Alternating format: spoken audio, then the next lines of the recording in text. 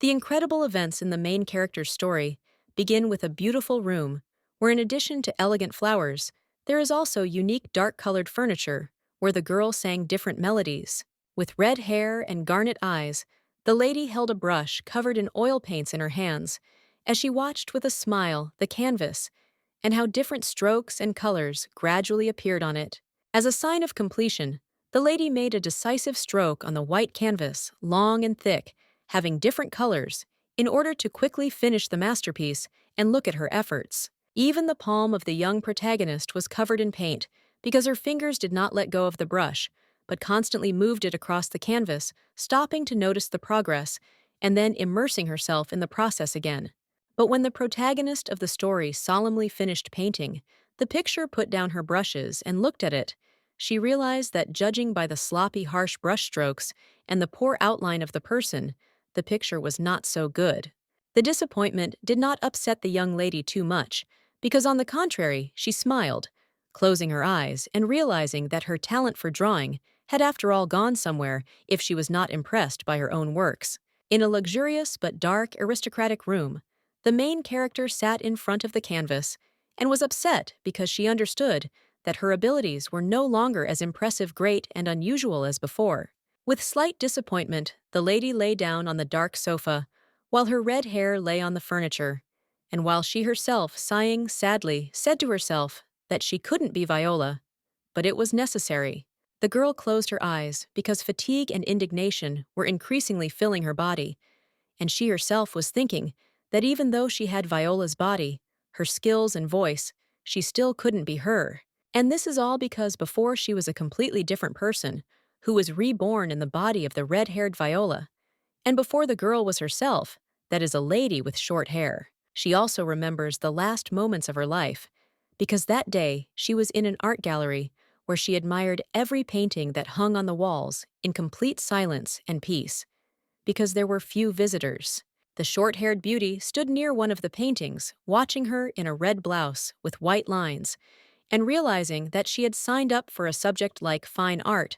only because she was interested, but she really didn't want to give a report. The girl had a dissatisfied face with red eyes and dark hair, because she understood that she still did not understand art, even if she was now looking at the works in the famous gallery. But when the lady fleetingly remembered that she had previously worked as a stuntman and courier due to poverty, the main character realized that her scholarship, which she really wanted to receive, depended on her report grade. That's why the protagonist went to an exhibition of surrealist paintings in order to stand next to real masterpieces and understand what she needs to look up to and what to draw in order to receive a scholarship. But at the moment, when childhood memories awoke in her head, it was as if everything around her became empty and white,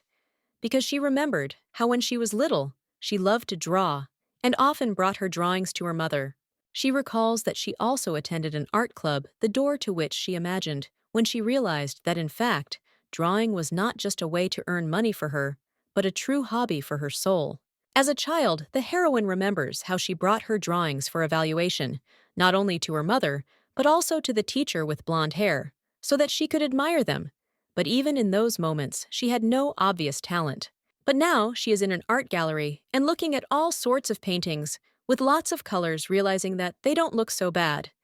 And there is something to look at and think about. The lady with red eyes, a sad face, and short hair looked at the paintings, not understanding whether she painted well if the scribbles on the walls did not surprise her, or if she was just calming herself down in this way. Thinking that for her paintings were more than just paint on paper, she looked at the work of art which depicted a fair lady among geometric shapes, seemingly sleeping. The girl stood right in front of it, realizing that it was this canvas that was radiating a strange, alluring energy, although in reality it looked ordinary if you don't count the mysterious figure on the work itself. The lady's red eyes looked sadly, and it seemed too devastatedly at the mysterious lady among the circles and colors in the painting, because the heroine was trying to understand what or who was depicted in the colors. But fortunately, at the bottom of the work itself, there was a description of it, which the protagonist looked at, wanting to quickly understand what the author wanted to convey with his creation and what the history of the painting was. In the House of Arts, above which there was a blue, clear sky, the heroine read the description, and learned that the painting with the mysterious white lady is known to many, has been to different places, which is why it is famous. But when the protagonist carefully read that the canvas can fulfill human desires, her eyes instantly became wider in surprise and bewilderment. Like, how is this even possible in the real world? The gallery was completely empty, so the girl continued to stand in front of the mysterious work alone, not understanding what was going on, and how paints and paper could make a wish come true. The girl crossed her arms and looked at the painting of the lady, skeptically wondering to herself if this was a joke, and how could the organizers hang this on the wall, inventing such a ridiculous fairy tale for the painting. But deep in the heroine's soul, a hope was still born that the painting could truly fulfill wishes. So frowning, she raised her hand to her lips in order to clear her throat and speak. Her hands were about to fold together, because in her head, the lady was thinking that she had come here not to look at the paintings with anger, but for hope. So she decided to try to make a wish, at least for a moment. Putting her palms together, closing her eyes, and opening her mouth with a smile, the heroine muttered that if she was able to grant wishes, then she wanted her to start living the life she had never lived before. The lady opened her eyes because she realized that her words were just empty sounds for the pictures, so she shouldn't worry about anyone hearing her, and even less should she rejoice at her wish being fulfilled. This situation made the heroine only smile and put her hand on her belt, also saying that she thought so, that nothing in her life would change. And from this thought, her soul became even calmer, more peaceful. But as soon as the lady thought that she did not believe in miracles, the mysterious beauty in the painting seemed to smile either from her words or from her herself, showing her modest, barely noticeable smile. But the attentive, short-haired lady quickly noticed the change in the picture because she had been watching it closely the whole time, and then she lowered her hand, staring intently at the silhouette and not understanding whether she imagined it. Looking again closely at the face of the unknown woman in the painting, the girl realized that she was no longer smiling and that she had nothing to worry about, since it seemed to her that she had only imagined it, that she had seen it because of the light. However, at that moment, a young man in uniform, who guards the premises, suddenly appeared behind the lady and immediately pointed his finger at the girl, ordering her not to touch the paintings, although the heroine had not planned this. The lady in red bent over and wanted to turn to the guard and say that she hadn't intended to touch anything here, but she had never expected what would happen to her after that. The fact is that the protagonist of the story accidentally touched the painting with one hand, and this touch was enough to create a kind of portal through it into which the girl could fall. The heroine remembers that at that moment, she realized that some force had sucked her into the painting, while she herself looked at what was happening in shock, and while a drop of cold sweat slowly flowed down her cheeks. After mysterious events, the main character found herself in a previously unknown room, where there is a beautiful window with a dark curtain and dark furniture, clearly for aristocrats, noble people. This is exactly the story that the main character had, which is why she immediately woke up in a new body after losing consciousness, opening her red eyes and realizing that her life had really changed dramatically. Because she woke up in Viola's body, in bed, in a completely unfamiliar place, looking around luxurious furnished apartments, and realizing only that she was in a beautiful palace. Immediately after waking up, the red-haired beauty got out of bed and wanted to grab her head, trying to wake up, and with horror on her face, not understanding what she did wrong and what happened to her. Looking around, the lady realized that she was not just in a beautiful room, but in a mansion where there were many paintings depicting faces, flowers, and other creatures, as if a professional artist lived there. But besides the paintings and luxury, the lady was also interested in her appearance, which is why she got out of bed and walked to the mirror, preparing to see her new face, hair, eyes, and body at any moment. From afar, she had already noticed that her reflection, for some reason, had a red tint, as if something in her appearance was bright, and she had not yet even guessed that this feature was her crimson hair. The surprised heroine looked at herself in the mirror and realized that she had changed from head to toe, because now she had long, bright hair, no less striking red eyes, and a unique appearance, because of which memories immediately surfaced in her. Then the heroine realized that she remembered not her past, but the life of a villain named Viola Helen, also imagining her with a fan and expensive earrings, when she herself slyly looks away, showing a mysterious character. The sudden events made the girl's head spin, which made her immediately want to sit down on the bed, to lower her face and think about what had happened and who she was now. But at that moment, as if by luck, her hand touched an unknown mysterious blue book on which was printed the title of a novel that could give her answers to many questions. Viola picked up the unknown edition in her hands, looking at the cover and reading the title of the book, which tells the story of the end of the path of the Villianous Red Rose, also realizing that this is some kind of novel. The heroine was surprised because she realized that she had been reborn into this very novel, because in it, Viola is a sworn villain who was always jealous and followed the white-haired main character, the Duke's beloved. The protagonist imagined Viola as very evil and insidious, with a gloomy face, realizing that she is only a minor character in the novel, especially a negative one considered a villain. Opening the book to random pages, the lady realized that she was unlucky to be reborn as Violetta, because she knows in advance that she died at the end of the story, as a bad character would be expected to do. Once again, imagining the Duke with white hair, the protagonist remembered that Viola had made attempts to seduce the aristocrat, knowing full well that he already had a lover, but she continued to be evil. The next moment, Viola remembered herself lying lifelessly on the floor, realizing that the same Duke would kill her, thereby ending her miserable, selfless, sad, envious life. Remembering all the most terrible events that she learned about, thanks to the fact that she had previously read the novel, the girl slammed the book shut with her palm, covered it with her hand, telling herself that she didn't like it. But the heroine was even more surprised by the incredible events that happened immediately after she closed the book, which she looked at with surprised eyes, as if it were a real miracle. The thing is, the title of the story gradually disappeared from the blue book, while the lady's fingers continued to be near the title, as if it was no longer needed by anyone, just like the story about the red rose itself. The lady realized this when she opened the book again, and realized that all the letters seemed to have disappeared, or evaporated, which is why she continued to turn the pages, not understanding what kind of magic was happening before her eyes. The girl remembered herself in her past life, and also imagined herself in a new image, with red hair, realizing that her wish had come true after all, if she had been reborn in a new place with a new body. But Violetta was worried about only one thing, namely why she dressed up exactly like the plot of the book, and why everything was so exciting and sudden,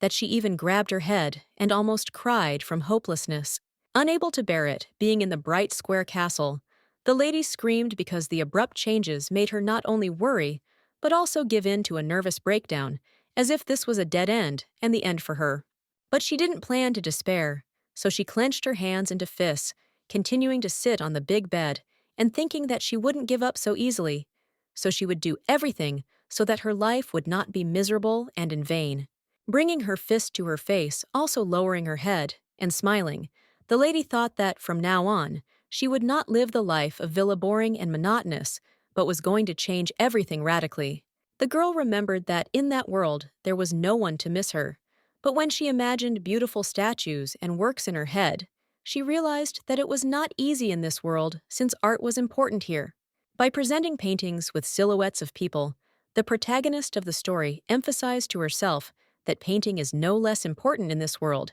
and especially that which has a long, fascinating history. Having been reborn into Viola's body, the heroine remembered the main character imagining her next to her, and realizing that they often competed with each other in terms of drawing, and Viola often envied her opponent. As if turning to the mysterious white-haired girl, Viola realized that only she saw her as a rival, although in fact the main character of the novel into which she was reborn was a gentle and pleasant person. The girl with red hair remembered the cute appearance of Robin, the main character of the story, imagining her blue eyes and hair, telling herself that she was the one with the incredible talent for drawing. Remembering Violetta's past, the lady realized that the red-haired villain tried to beat her in drawing, so she constantly copied her style and drawing techniques when she sat down at the canvas and took up a brush. Looking at her hand, the girl realized with horror that unlike the real Viola, who is a gifted artist, she can only be a gifted clumsy lady because she can't do anything. Looking sadly at her hand, the girl clenched her fist and realized with shock that she did not have the most important thing to confidently be Viola, namely, the talent for drawing, which made her sad. In the dim room, where there were beautiful outlines of a bright interior, the lady was sadly silent because of the devastation,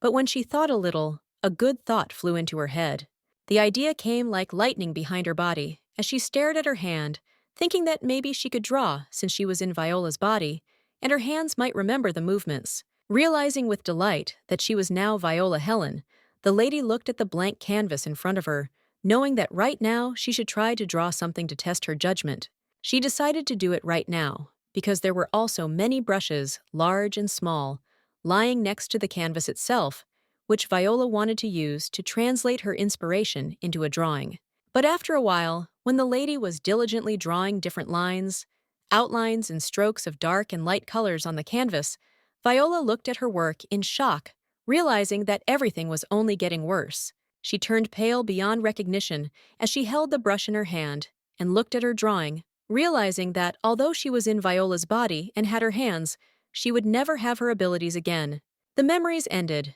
and with them, the strength for the future, from which the main character fell devastatedly onto the sofa, continuing to be pale with sadness, and realizing that her situation is more complicated. However, even in such despair, the main character's eyes were wide open with motivation to do everything differently, to take her fate into her own hands, and try to change her entire new life, even if she was destined to die. Lowering her head again from her diligent thoughts, the lady remembered that, according to the plot, Viola had an accident, and therefore it would not be surprising for many that she would lose her abilities for a while, and generally change a little. Understanding only that now she definitely would not be able to compete with Robina due to her inability to draw, the lady decided to go back to the canvas and look at her drawing to see if everything was so bad. Taking the canvas in her hands, she just smiled and realized that she was definitely a terrible painter, and that she didn't even need any arguments for this, because when she looked at her uncertain strokes, incomprehensible and distorted, everything immediately became clear to her. But for the main character, this is what is needed, because she said this to herself with a smile, imagining the main couple of the novel behind her, realizing that in this case she would not have to compete with Robina. In the beautiful room, the lady continued to stand and think about how she would start a completely new life, which would not be at all similar to the one prepared for her in the novel. But at that moment, she heard a voice behind the door. The red-haired beauty glanced at the door and asked in shock who was standing there. But the sweet voice of a slightly frightened servant only asked if she could enter her chambers to perform her duties. Only when the main character allowed her to enter, a cute and slightly anxious brunette appeared in her bedroom, who seems to be afraid of Viola, because she looks at her with apprehension and fear. It seems that the lady remembered the maid's name, because she had already read the novel before, and so looking at her, she decided to address her by the name of Gina. But she, hearing the lady address her directly, became even more frightened. Waving to the maid with one hand and touching her head with the other,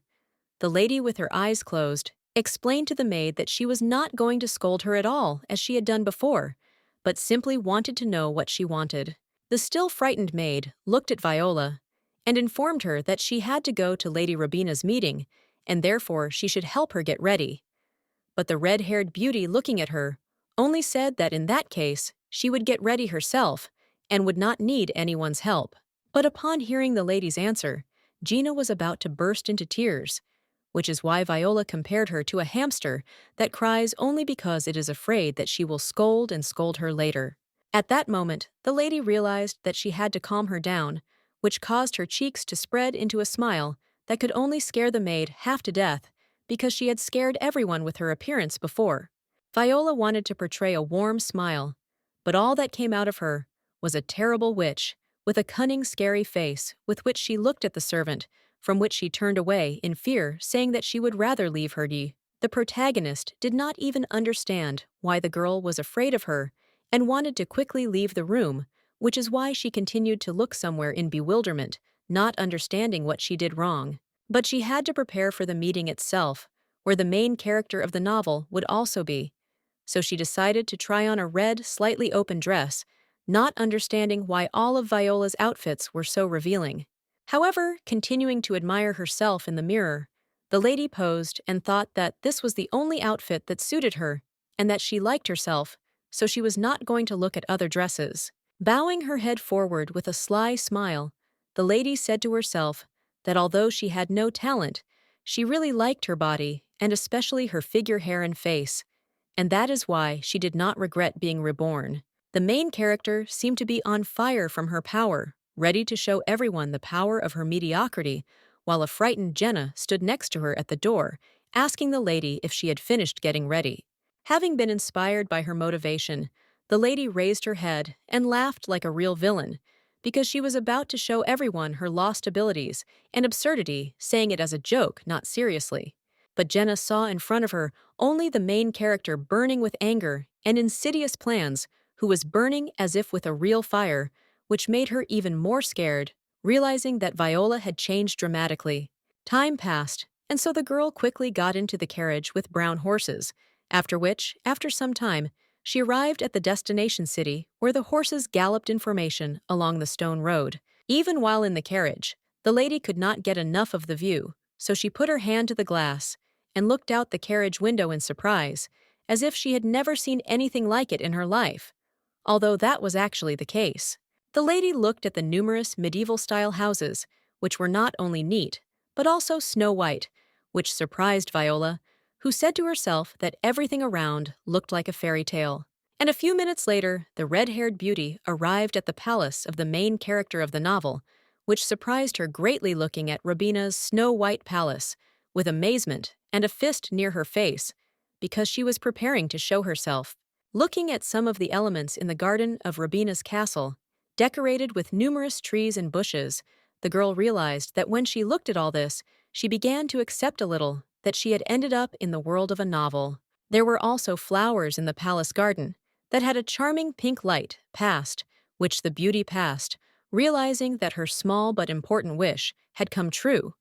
and now she needed to prove herself. Therefore, Viola did not want to torment herself by waiting for the best moment and admiring the plants, because she immediately went to the main entrance to the castle to get to Robina's meeting and see her herself. As soon as the girl with garnet hair entered the room, the lady realized that it was also very beautiful and luxurious inside, which is why she turned her head, looking at the ceiling walls and carpeted floor. The main character herself was also not ordinary, because her blood-red dress stood out strongly against the soft white interior, looked moderately modest, but also interesting, thanks to which she did not remain in the shadows. She herself did not want to keep her friends waiting, so she immediately entered the room where all the ladies were already sitting, looking at them with her amber eyes, and greeting each one at the meeting with a polite voice. But as soon as the main character said a word, all the girls in the office turned to her with emotions of bewilderment and disdain on their faces, interrupting their drawing processes for a second in order to look at Viola. The protagonist couldn't help but notice the unfriendly mood in the room, because even the most distant ladies didn't say anything to her, creating a dark aura around themselves and continuing to look at her with suspicion, while the ladies around them did not say a word, continued to draw, pretending not to notice her at all. The red-haired beauty herself walked alone closer to the center, realizing that no one was happy to see her. But once again, she closed her eyes with a smile and tried to cheer herself up, saying that not everything was so terrible,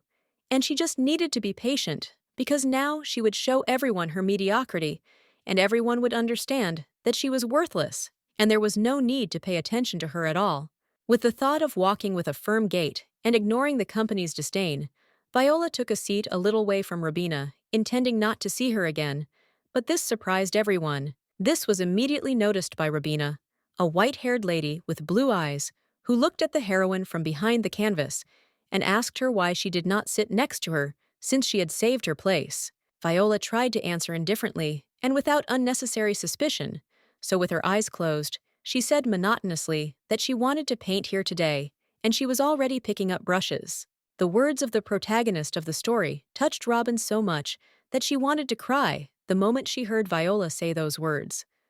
While behind her, the wary artist asked the heroine what she was planning. But when Robina's friends simply asked Violetta what was wrong with her, she, sitting in front of the canvas and crossing her arms, looked at them with such a terrible smile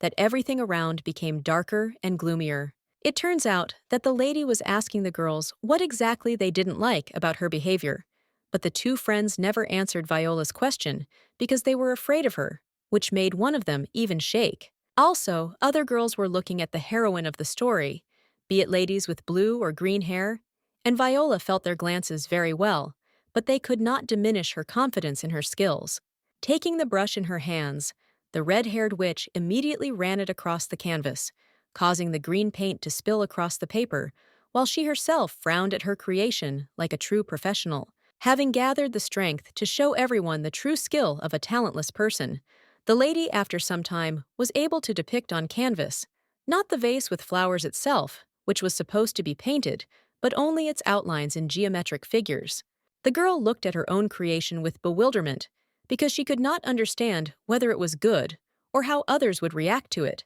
But she knew one thing for sure. Her friends would clearly not be delighted since they expected more from her. She smiled even more sarcastically because she thought that everything was not so bad, and she had nothing to lose, so she would not regret anything, because in fact, she did not want to strive for success in drawing and art. With the thought that she was a completely free person, she watched the paintings that her competitors had painted earlier, already hung on the wall as a true ideal of beauty, because they were painted realistically. And unlike the most beautiful, refined light pink paintings in the style of realism, the painting of the main character looks very unusual, does not match the surroundings, because it has bright colors, distinct figures. The red-haired lady looked at her creation as if she did not feel better or worse than them. But when she heard her friends talking not far from her, she looked in that direction, worried that they were discussing her painting. The blue-haired and green-haired girls stared at the protagonist's painting while she was behind them and tried to quietly pass by. But the two ladies continued to stare at Viola's drawing in surprise. But unexpectedly, for the main character, the lady with green curls turned around and mouthed that she didn't think she could have such a creative and unique style as she demonstrated in the girl with garnet hair, who expected only words of disgust and indignation from the critics of her painting, was very surprised looking at the lady with her mouth open, not understanding why they liked her work. All this time, the protagonist stood near the talking aristocrats because she could not move from the shock she received from the ladies' enthusiastic reviews, saying that her painting was even more unique than the others. The red-eyed lady lowered her head and became worried as she thought that they might be saying this on purpose to offend her. Or maybe they were making fun of her in this way. In order not to create a conflict, the aristocrat in red turned to the two beauties, and with a feigned smile said that her painting really did look strange, and that she should give up paintings. But all the girls did not confirm Viola's words, because they came closer to her and said that this was absolutely not true, because she used a very unusual method of drawing, and she has talent. But the lady's behavior continued to look strange to the red-haired girl, so she looked at them in surprise, while each of the noblewomen looked at her and said that she was a gifted person. Looking at the creations that stood next to her work, the heroine realized that, unlike her talents, girls can really depict a beautiful vase with flowers. And then the lady realized that she could not draw at all. But when Viola looked again closely into the eyes of her colleagues, which glowed with sincerity and joy, persistence and truth, the protagonist believed that they were not all making fun of her. The heroine's surprised face seemed to turn blue, and she continued to look dumbfounded at every woman admiring her work. So she asked everyone to look at Robina's painting and see that it was better. There was indeed a blonde robin standing next to the lady, standing uncertainly next to her work, while the main character pointed at her and said that even if she didn't try hard enough, her work still looked better. But the blue-eyed madam did not prove her superiority over Viola,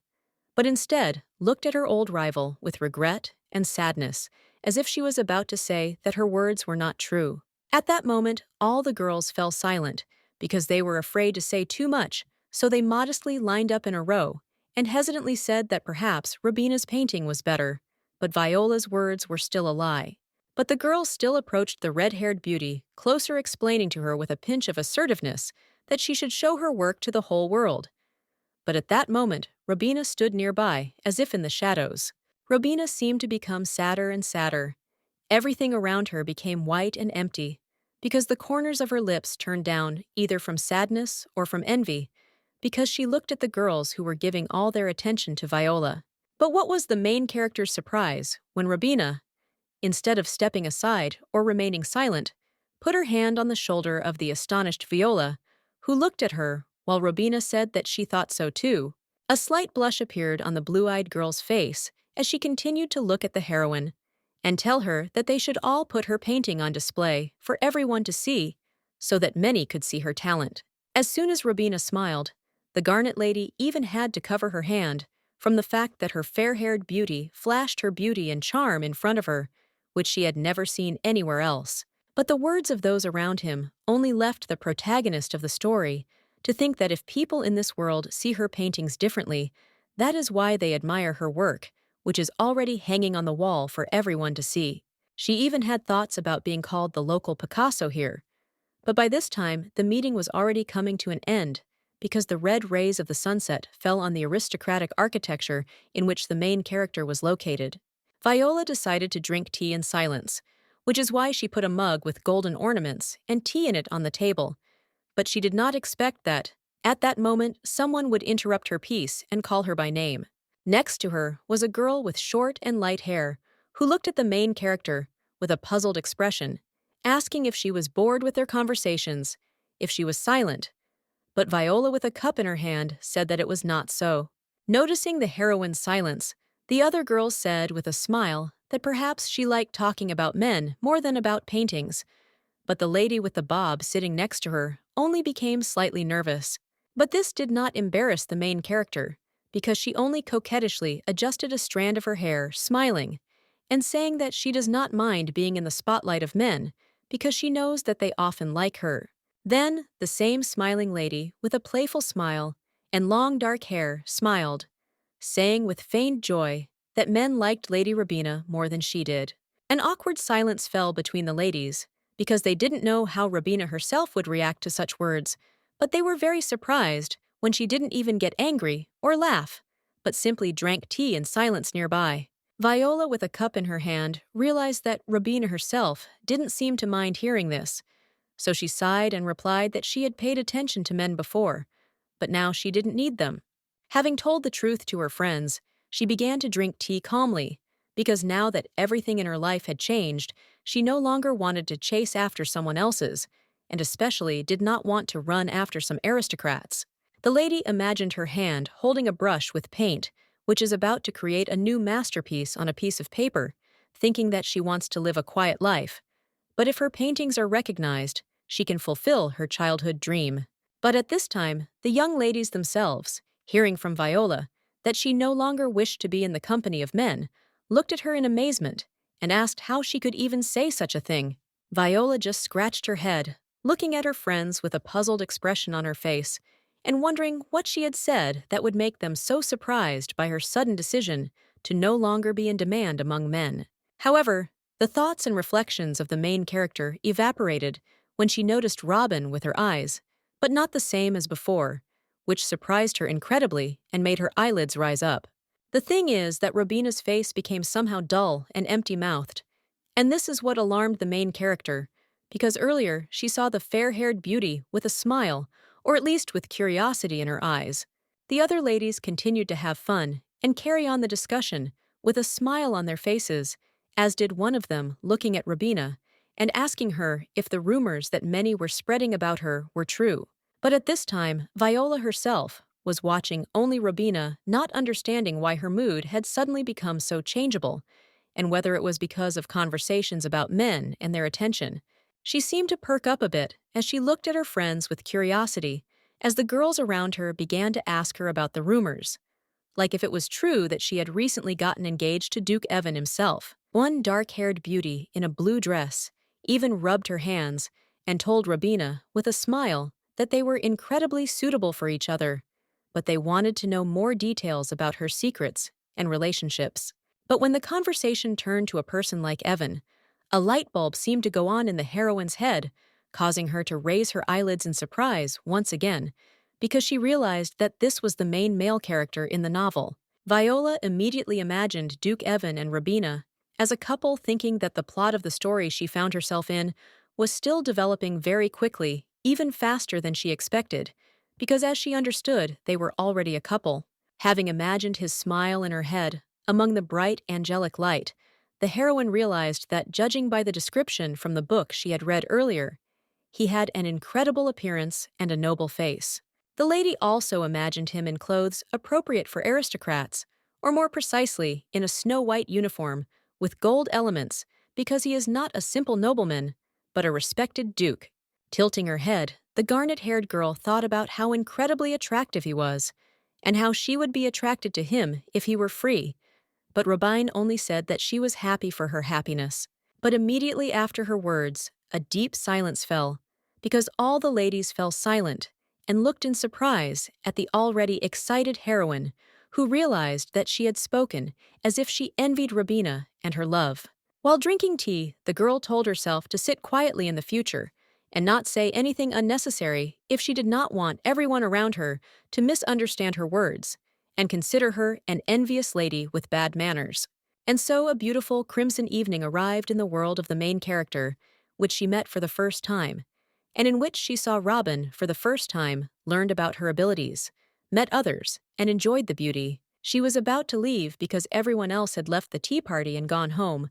but when someone appeared in front of Viola, she turned sideways to him because she had heard her name from this person. Viola wanted to turn around and go about her business, but she couldn't do that because Robina kept up with her, appearing from behind and saying that she urgently needed to talk to her about an important matter. Then the lady in red turned to the blue-eyed girl, asking what she meant. But Robina was in no hurry to speak, as if she was embarrassed or did not know where to start an extremely frank conversation. Robina remained silent, and this made Viola wary, which made her look at her with bewilderment,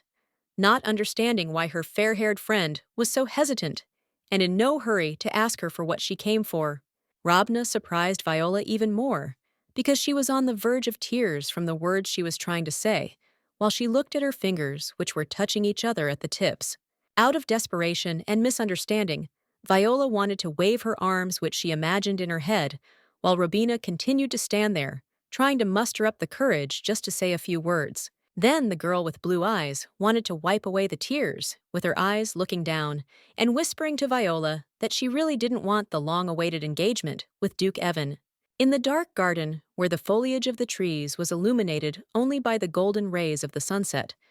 Viola was in no hurry to draw conclusions. Due to shock and stunned, she asked Robin what she was saying because she didn't believe her words. Putting her hand with a red glove on her shoulder, the red-haired beauty looked at Robin and asked why she didn't want to marry the Duke, not stopping to think that he was the main character for her. And when Robina answered Viola that she knew that he would not love and appreciate her, the main character only smiled, looking into her face, because she knew perfectly well that this was not so, because in the novel they were a wonderful couple. The girl remembered the pages of the novel in pink tones, remembering that they were the most beautiful couple of all, and therefore this simply could not be, which is why she does not believe Robina's words. Trying to calm the blonde down, the lady in the red dress said with a smile that she shouldn't worry so much, because everything would be fine after the engagement. But in response, Robina only cried from despair, explaining that the Duke didn't even touch her, and she was even beginning to believe some rumors about him. Then Lady Viola lowered her hand from Robina's shoulder to her forearm, for her interlocutor's last sentence had made her remember some important detail about the Duke himself. Remembering his face with snow-white hair and the same light eyes, Viola remembered that despite his handsome appearance and incredible manners, there really were very strange rumors circulating around such a duke. Because of this, she looked at Robina with bewilderment, because she did not understand whether she meant that her future groom was a castrate, that is, a man who did not have his dignity in his pants. Then the main character remembered that while reading the novel, she often imagined the Duke surrounded by his fans, who really wanted his attention, but he just ignored them as if he did not want to see any lady. Viola even remembered that there were also rumors that the Duke liked women if he did not pay attention to any beauty, and this is what she imagined in her head, the Duke himself in the company of another guy. Realizing this, the lady in red with her lips parted tried to say whether this was what was bothering her, but Robina only said that she was saddened by the lack of love between them, because they did not even hug or touch. The modest girl with blue eyes and in a blue dress touched her hands and assumed a more modest pose because she was about to tell Viola what she had come to ask of her. Looking at the heroine of the story with heavenly eyes, again the girl who was about to burst into tears from the hopelessness and complexity of her situation, asked Viola if she was her friend. Each new word of the modest woman surprised the protagonist even more, which is why she continued to look at her with stupor and bewilderment, saying that everything was as she said. But she did not understand what she was getting at. Turning pink again, the white-haired beauty looked at her friend and said, if they were close after all, could she do what she asked of her? In response, Violetta only turned blue, continuing to look at Robina with silent emotions and thinking only about the fact that it was already impossible to refuse her request if she made such cute eyes and face. But what Robina asked of her still surprised Viola, because she, approaching the astonished beauty even closer, asked her if she could seduce Duke Evan for her. The main character's face immediately turned pale from shock, and she didn't even know what to say. So she just frowned, looking at her friend and asking what she meant by that expression. The red-haired beauty immediately folded her hands, closed her eyes, and said that she would not do such a thing,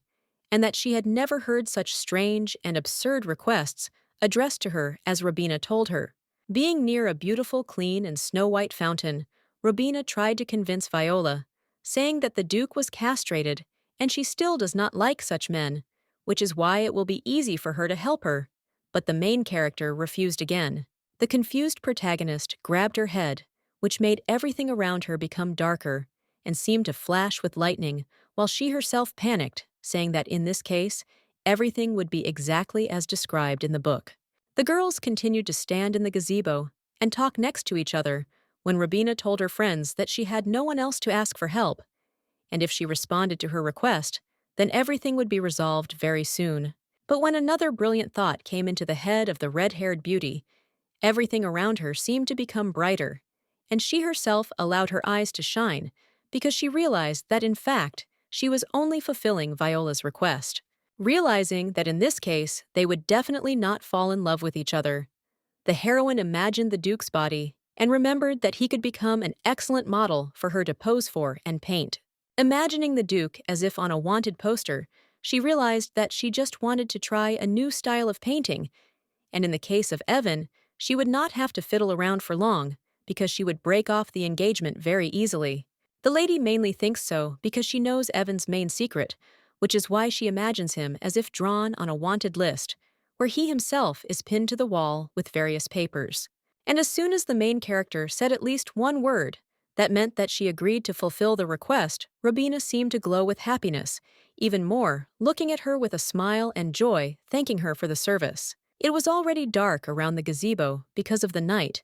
and it was at this time that the ladies finished their conversation by agreeing on the favor and how much Robina thanked Viola for her consent. Realizing that she knew more about her new target, the red-haired lady imagined his serious face and white hair, recalling that he was not talkative with women and also avoided touching. The lady wrote down all these characteristics on a piece of paper with a pen in order to create a complete portrait of a cold, silent, handsome man with an imperturbable face who is quite attractive to hers. She even imagined him above her, gifted with sunlight, because she was afraid that he would glow with his beauty, just like Robin, which would force Viola to wear glasses. But the lady continued to sit at her desk, bending her head over the letter, and writing down more and more details, realizing that he would be her ideal partner as a model for her incredible painting. However, looking at the sheet with her red shining eyes, Viola thought not only about others and helping them, but also about herself, or rather about how others today would react to her first picture, which was very unusual. Her hair obediently fell on her shoulders, while she herself thought that, judging by the girl's reaction to her creation, she should continue to do art. And about this, she had a good idea. She pictured in her mind a large but blank canvas, unused paints, next to it, boxes and cardboard, thinking that perhaps she could still be creative in this world. Several days passed very quickly, thanks to which over the castle, where the main character lives, a blue sky with light clouds reigned once again, giving everyone only peace and happiness. Viola realized that the opportunity to meet the Duke for the first time had come to her sooner than she thought, because that very day all their paintings were put on display where various ladies and gentlemen admired them. In her head, the girl called this day the moment of her shame, because only because of her friend's request, she had to wear a chic black dress, even a little provocative, to attract the Duke's attention. The red-haired beauty couldn't help but notice that her dress was working as it should, because many men around her immediately blushed and looked at her with their mouths open, but didn't dare to come closer because they were embarrassed. But unlike the modest men, the main character was not so reserved, because with her red eyes, she looked straight at the guys admiring her, with such a look as if she slightly did not understand their manners. She decided to look at them with anger, also asking what exactly they decided to stare at. And this was enough for all the aristocrats to instantly turn away from her, out of shame and awkwardness. But Viola's slightly angry mood was interrupted in time by Robin, who appeared next to her, and immediately gifted her friend with the radiance of her incredible blue dress, when she herself informed her that the Duke was already here. Robina informed her friend about the arrival of the main guest, and also looking at Viola's black and red dress, wanted to say that something was wrong with it, but the heroine only put her hands on her belt, not understanding what was going on. Then the girl remembered that, as she herself knows, Viola dresses very revealingly, which she imagined next to her head, and thought that revealing outfits are quite usual for Viola. In order to calm Robin down, Viola put her hand on her shoulder, also giving her a thumbs up, as if to suggest that everything was under control, because if she knew how people dressed in the world she lived in, before she would not even consider her dresses revealing and indecent. But when it came time to look at the Duke himself, the protagonist realized that she did not see him anywhere, and in the gallery she noticed only ladies in pink dresses looking at paintings and admiring other art. The heroine herself stood not far from the paintings themselves, near a snow-white column, reasoning that this was entirely expected for her because she already knew about the Duke's modesty and his desire to be alone. But when the lady came up with the idea that he loved modest, secluded places, she decided to go to the balcony, where she noticed the Duke himself, who was showing off his snow-white beauty to nature. But he also stood near the balcony and admired the sunsets and tree branches. But he was not destined to be alone this time, because the protagonist of the story behind him decided to start a conversation by asking about the paintings. Hearing the young lady's voice, the Duke with the blonde locks instantly turned back with stunned eyes, as he was alarmed just by the realization that there was a lady standing next to him. But he also quickly turned back to the sunset, while the heroine in red continued to stand behind him with her arms crossed, trying to get him to talk, muttering now about the breeze, now about the weather, now about the beautiful nature. Looking at the dawn from the towers, where the sunset light fell evenly, Viola realized that, judging by the silence, the Duke was in no hurry to chat with her, but she needed to start a conversation in order to quickly begin her plan. She continued to look at his back in bewilderment, raising her palm to her face and thinking that things wouldn't work out this way.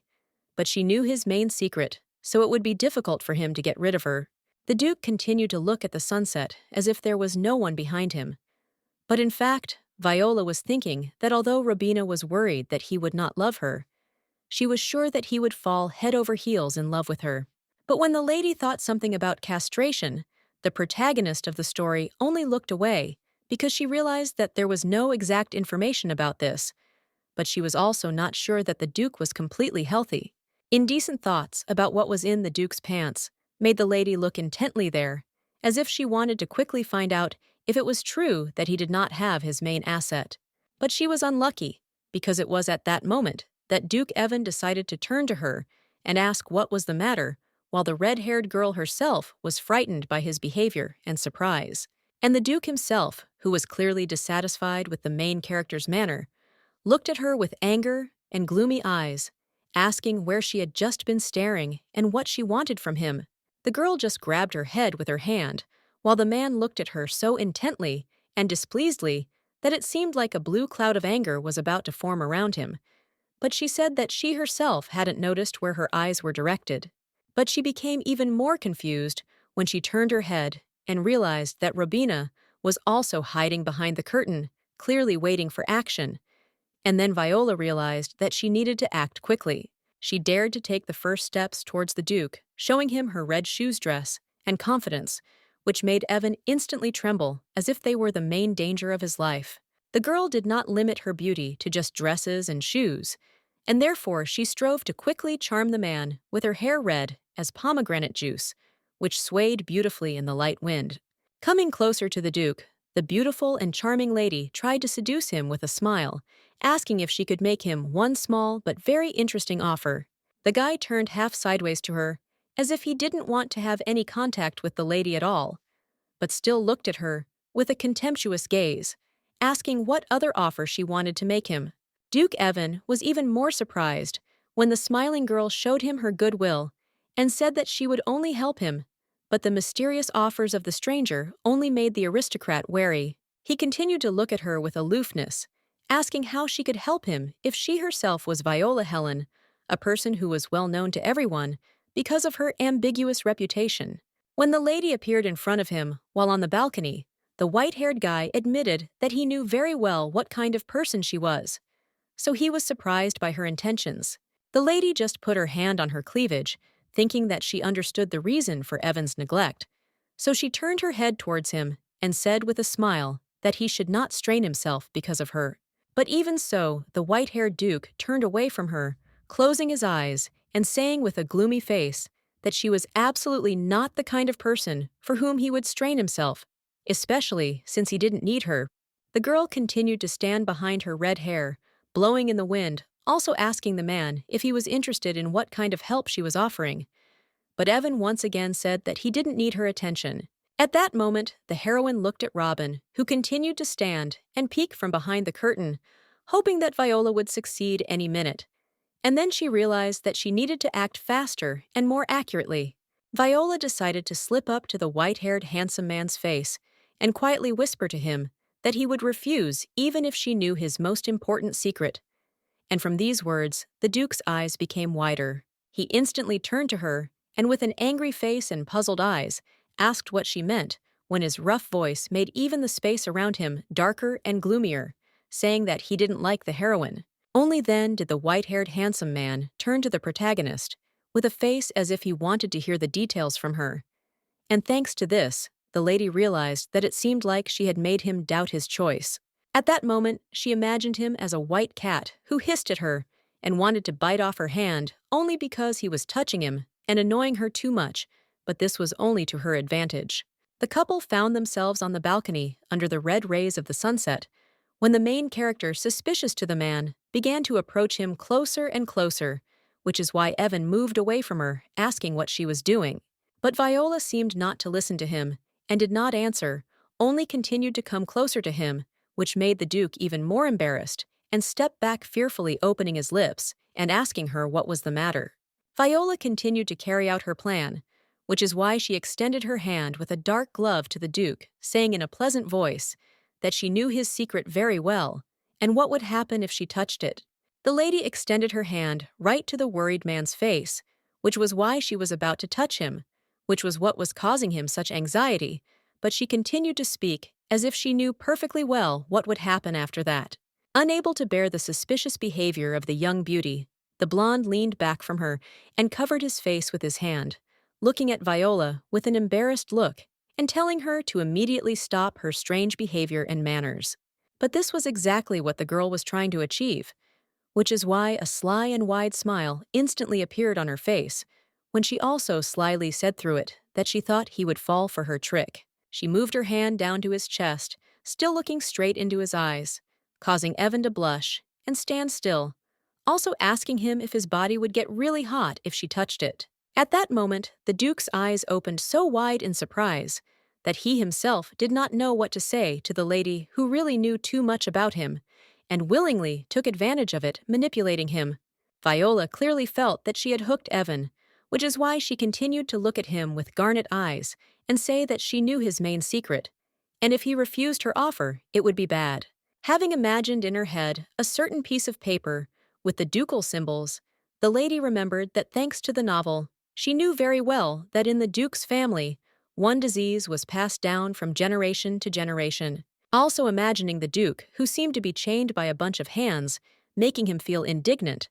Viola repeated to herself that touching a woman caused heat in her body, which made her feel bedridden. After that, she introduced Robin and Evan as a couple, remembering that this disease would disappear on its own if the Duke met his love, and no one knew whether it was a curse or an illness. The main character remembered all this thanks to the book, which had already lost its content, which made it empty, but the red-haired beauty still looked at it lying in bed and thinking about how romantic it was. She put the blue book to her face, looking away, thinking and dreaming, like this is all very spiritual, especially the disease, the cure for which is only true love. Viola even imagined in her head a white-haired prince in the role of Snow White, who lies in a coffin and waits for that very lady to kiss him, from whose love he will wake up and be cured of an incurable disease. And thanks to the fact that she already knew about the disease earlier, now she stands in front of the Duke and manipulates him with a smile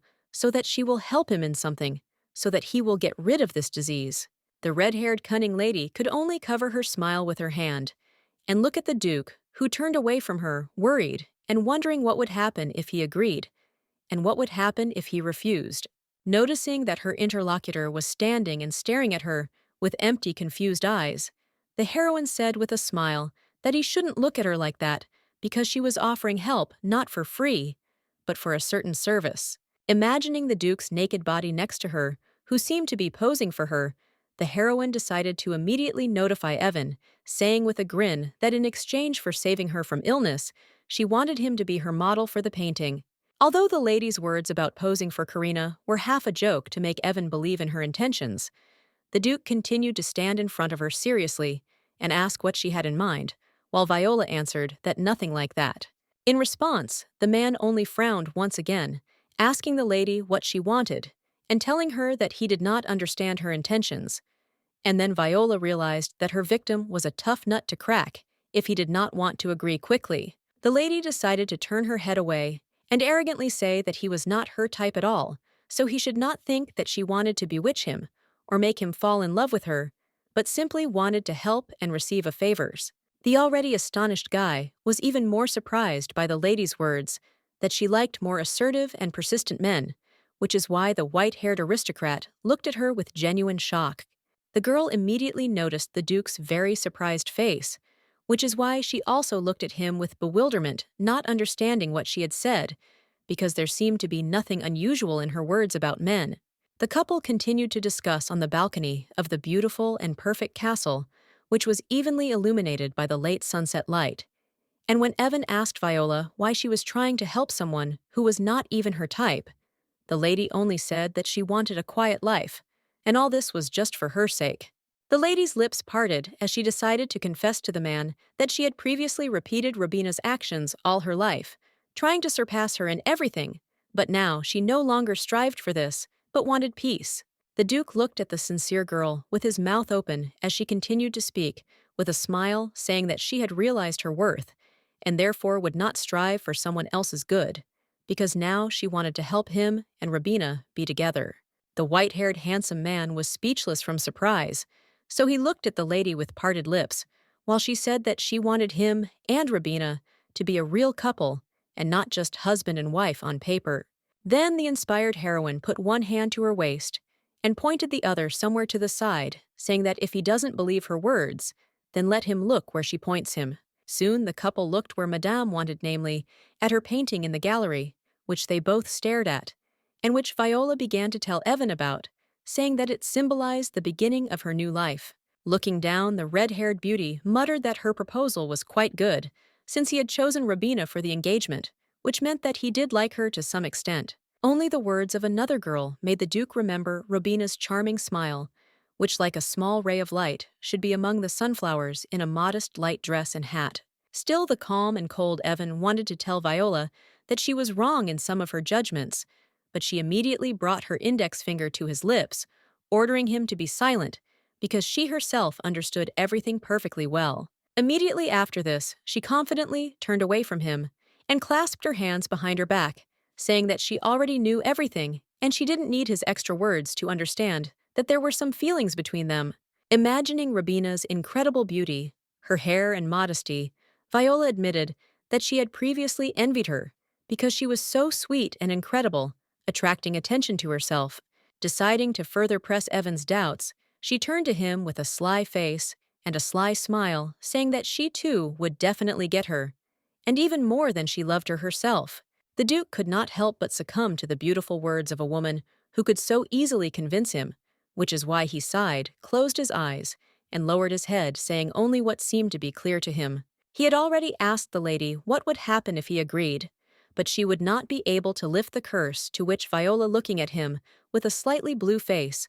answered calmly that she would only be sorry that she would not be able to draw him naked, although in fact she imagined herself smiling behind him, who said that then she would take full responsibility upon herself. But the lady's words that she wanted to paint him naked surprised the Duke so much that he clenched his fist and looked at her very displeasedly, which made the lady with red hair begin to worry. He put his hands to his chest, blushing with embarrassment, and asking if, when she said he was a model, she meant that he would pose for her completely naked. Eldie, throwing up her hands, wanted to smooth the conversation over by saying that she had heard rumors that he was a castrato, and that was why she thought he would be an ideal model for a painting. But the Duke continued to stand there and ask what she had said. And as soon as the heroine said the word castrate again, which is used to describe men who do not have their main asset,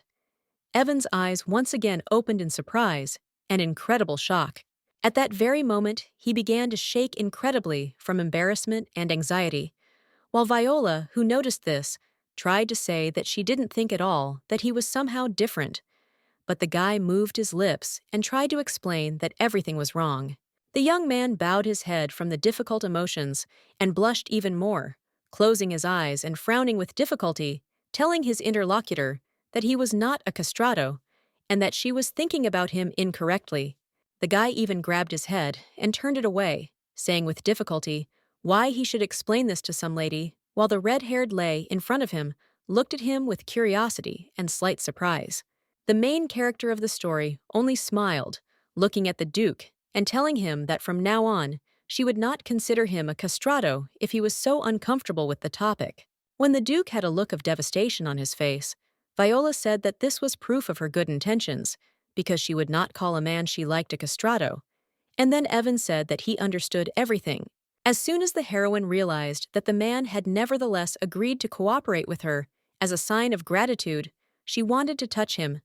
But knowing about his illness, she did it in a unique way, taking him by the clothes. Taking her friend's hand, in the same way she began waving them up and down, imitating a handshake, and saying that she was incredibly glad to meet him, while Evan, himself in shock, could not understand how many more oddities Viola concealed within herself. She put on a friendly smile and joy on her face, thinking that she knew perfectly well that she shouldn't touch him if she didn't want to send heat to him,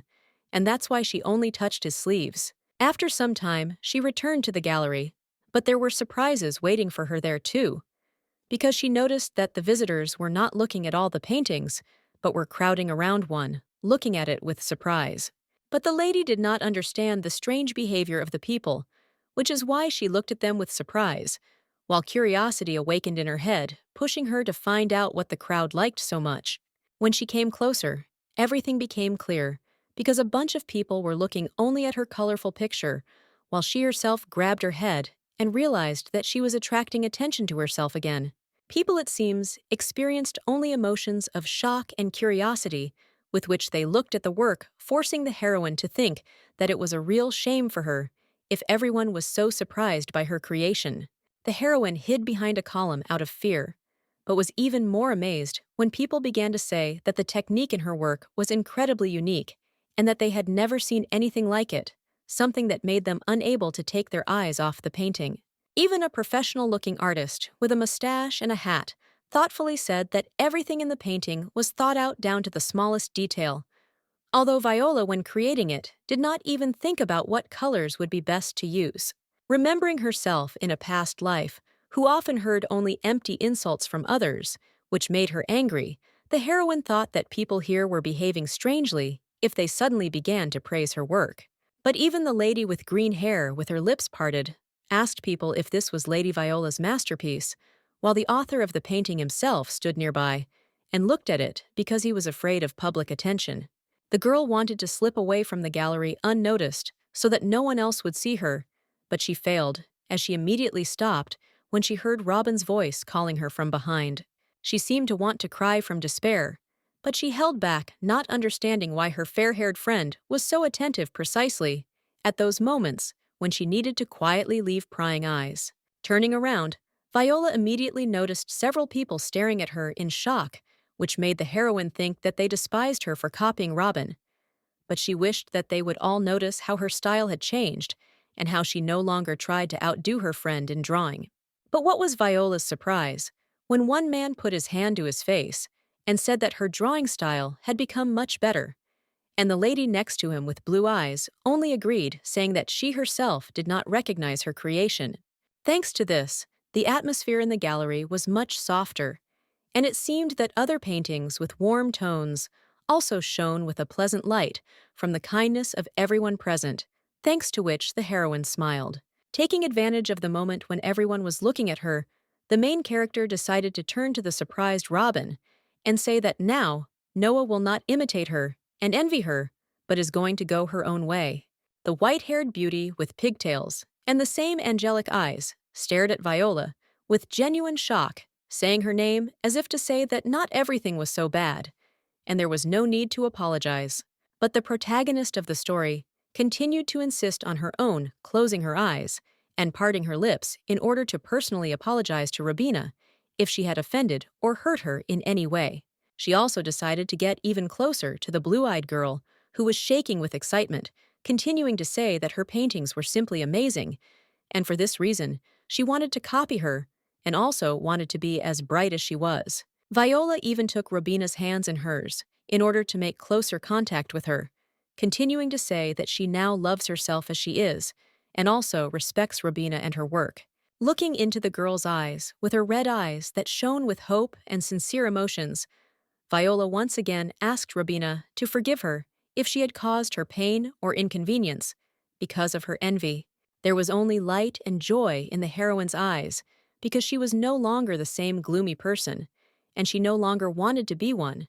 because she understood that now was the most opportune moment for her evil essence to finally go away. This is exactly what Viola wanted to achieve, looking at her former sworn rival with a smile and asking her for forgiveness, so that everyone present would no longer see her as an evil person who wanted to harm everyone. Robina seemed to be in no hurry to speak, because her lips did not move, and her face drooped slightly, as if she was feeling ashamed or awkward. But her friend's words still touched her. But the next moment, she was already smiling like a bright angel with wings, who sincerely smiled at Viola and said that she, of course, forgives her, because they are close friends. Viola had to turn away from Robina because she was again radiating an incredible light that blinded her eyes, and besides the heroine, embarrassed, could not believe that she really looked like an angel. Then she looked at the other people around her, especially at the mustachioed artist and the lady next to him, who were smiling, which indicated that it seemed that Viola's role as a villain was over. The two girls continued to stand next to each other, while Robina seemed a little embarrassed, folding her hands together and looking at the floor, saying that this was not the right place to talk. Realizing that the lady most likely wanted to talk to Violetta alone, the heroine suggested that she go to the garden, where there was a snow-white luxurious fountain, and tall trees, where there was not a soul. When the extra eyes disappeared and the conversations of others stopped distracting her friend, Robina turned to Viola and immediately asked with a smile how she managed to seduce Evan so quickly and easily the first time. In response, the red-haired beauty only laughed, saying that everything was going as it should. And while Robina looked at her, saying that she herself saw that she had managed to get very close to him on that balcony. Robina seemed to be clenching her fist with mixed emotions, also quietly saying that she understood everything, but Viola, noticing that her friend was not finishing something, asked if she wanted to ask her anything else. With her lips slightly open, the devastated and thoughtful lady with light braids wanted to ask Viola why she had suddenly changed so drastically, but because of her muttering, the heroine only asked again what she wanted to tell her. The two ladies stood on the bridge, under which the Ovda was bubbling, and next to which there was a large fountain, where Viola continued to ask the quiet and silent Robin what exactly she wanted to ask. But Robina, apparently deciding not to raise the strange topic and not to ask personal questions, nodded her head, closed her eyes, and also told the red-haired madam that she did not want to know anything special from her. The blonde decided to just smile sweetly at her friend, blushing and telling her that from now on, she only trusted her even if she actually had questions about why she had changed so much. While near the fountain, the crystal water of which only decorated their walk, the protagonist of the story asked Robin if they could then go back, if they had discussed everything that needed to be discussed. But what was Viola's surprise when she was not allowed to take a single step by a stranger with dark skin and blue hair, who grabbed her hand and loudly asked how much longer she would run from him. In front of the protagonist stood not only a dark-skinned guy, but a man who clearly had a claim on her if he looked at her with displeasure and asked why she had changed so much and for what reason she was not paying attention to him. Looking into the red, aggressive eyes of the stranger, at his tanned skin and long hair, the heroine immediately remembered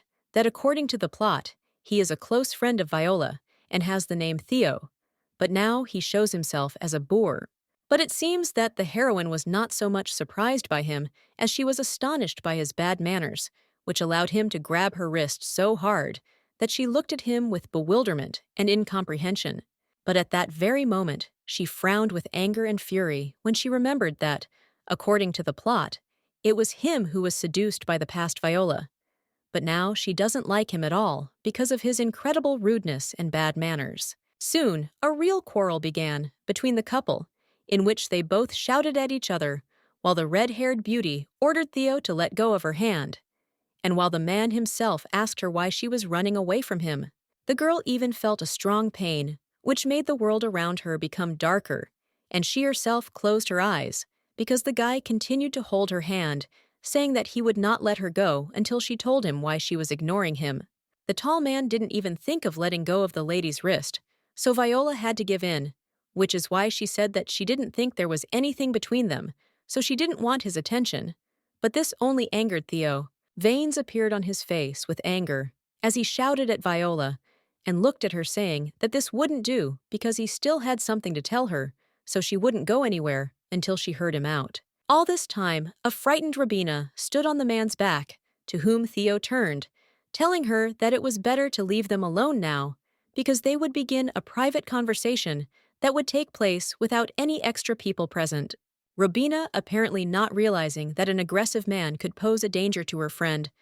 calmly responded to Theo's request, saying that in that case she would leave and leave them alone. And Viola was left to watch in amazement as the robin actually walked around her from behind and went into the palace, while the heroine looked at her with wide eyes, not believing that she would really leave her. While Robina was walking towards the palace and didn't even look back, the protagonist herself was only thinking that she had mistakenly considered her an angel, if she could now clearly see her friend's discomfort and listen to the requests of an unethical stranger. With excitement, the lady puffed out her cheeks and realized that in this situation, she would have to act quickly and not rely on the help of others if her friend herself had abandoned her and left her alone with a strong inadequate. With such thoughts, the girl hit Theo's heel with all her might, with a sharp stiletto heel, which made the man instantly scream in pain, which also made him immediately let go of the lady's hand, which he was still holding. All he could do was walk away shamefully from the main character,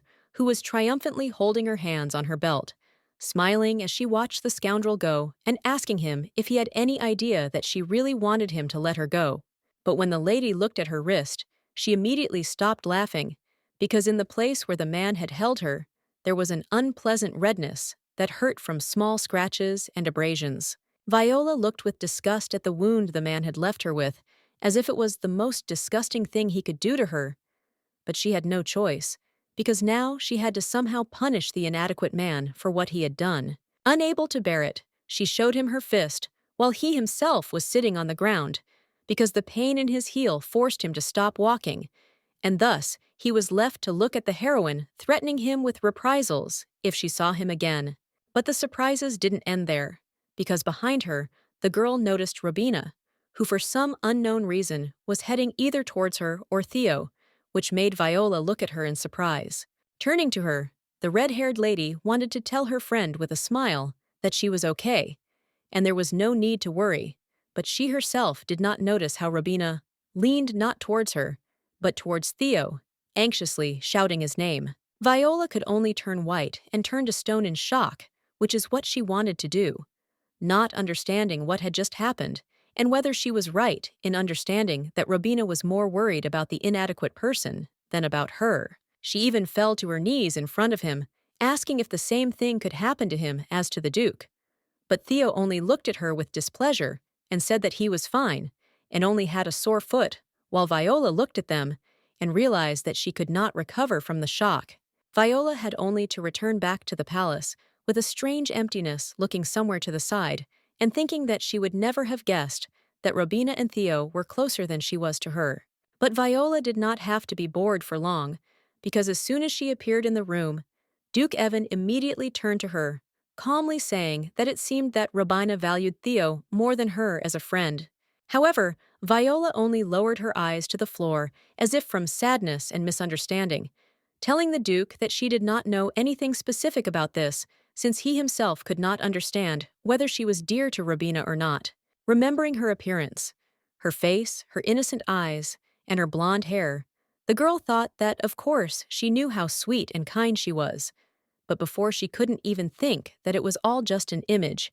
and now she was at a loss. Continuing to look down, the girl whose beauty was not only in her garnet hair and red eyes, but also in her kind, bright, changed soul, said that most likely she needed to wait until Robina opened her heart to her. But Evan wasn't worried about Viola's feelings or her relationship with her friend, because when he looked at her, he said that her hand looked very strange, and most likely it hurt a lot. The red-haired beauty, indifferent to everything, said that she was immensely grateful to him for his concern, after which she immediately asked if he should go to Robina, if he was interested in her, and if she was now with another. Viola didn't even think about it, although she could have seen that.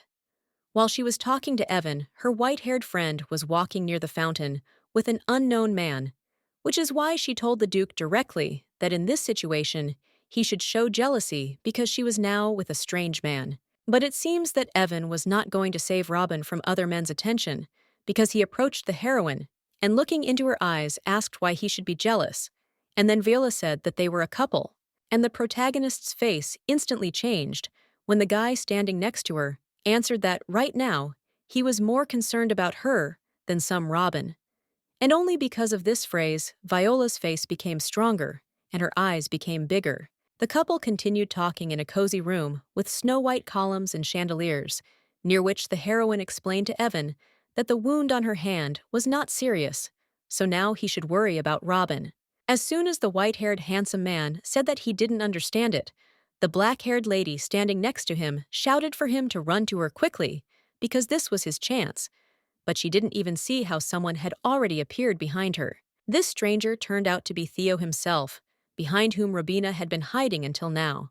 and who was standing not far from Viola, as if he was about to do something unexpected because of his anger and rage at her. With an angry, dissatisfied face, the blue-haired man with golden eyes opened his mouth wide and shouted Viola's name as if he now wanted to deal with her or take revenge for the possible inconvenience. He showed the couple his fist in displeasure, also asking the main character how she could so shamelessly seduce someone behind his back, while Viola herself stood next to Evan and could not understand what was happening. What surprised the young lady even more was that the dark-skinned man not only threatened with words, but also took very strange poses as if he was about to jump on Viola with his fists due to lack of control. Evan, in turn, continued to stand next to the red-haired heroine, telling the inadequate aristocrat to stop fooling around right now, while the protagonist herself was afraid of him to the point of turning blue in the face. There was real confusion on her face, with which she looked at the man, while in her head she seemed to grab her head and did not know where to go, because Evan was too stubborn and did not understand that he needed to go to Robina. But it was too late to react, because the inadequate person immediately decided to punish Viola for something, which is why he swung his hand behind his head, continuing to look at his victim and getting ready to hit her with all his might. With the thought that she could still endure one blow, the woman with crimson hair closed her eyes, preparing to take the full blow from the strong hand of someone she had known for a short time and who had previously used force. But when she felt that the blow was suspiciously long gone, She opened her eyes, not understanding anything, and raising her hands to her face. But she also saw that Evan was no longer standing next to her, but standing in front, as if protecting her from someone. Opening her eyes wider, the heroine realized with surprise that she was hiding behind the back of a snow-white, angel-like man who would not let an unknown hooligan hurt her, but would sacrifice himself for her good like a true gentleman. The Duke said in a firm voice that this was already the most humiliating thing for him and unacceptable for everyone, while he himself firmly held the hand of the dark-skinned inadequate, which made it tremble with fear and surprise. The main character could only look in surprise and fascination at the back and face of the one who protected her, even if before she had only brought troubles and had a very bad reputation. The one whose heart should have belonged to Robina, as well as his attention with love, looked away to Viola and asked if this was the assertive man she had told him about earlier, and who was with the blue-eyed girl. Turning to the protagonist, the calm but strong Duke said that he did not see any manners in this tanned hooligan, which made him look more like a wild horse than a man or an aristocrat. Viola seemed to have nothing to say, because she looked at her savior with her mouth slightly open, looking into his eyes, but not believing that he was the one protecting her now, and not busy with Robina. Meanwhile, Theo himself began to get even more angry, which caused the veins to appear on his dark face again.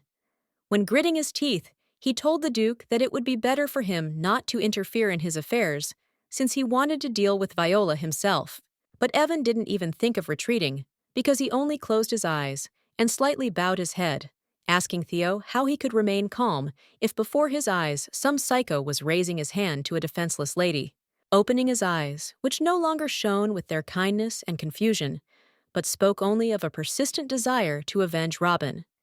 Evan asked the blue-eyed girl herself if he was telling the truth. It seemed that Lady Robina understood that by his words, the Duke meant her treacherous departure when her friend needed help, which is why she became agitated, continuing to stand behind Theo and agree. But on Evan's face, there was only a satisfied smile, through which he told the upset Robina that he sincerely hoped that he had not upset her in any way,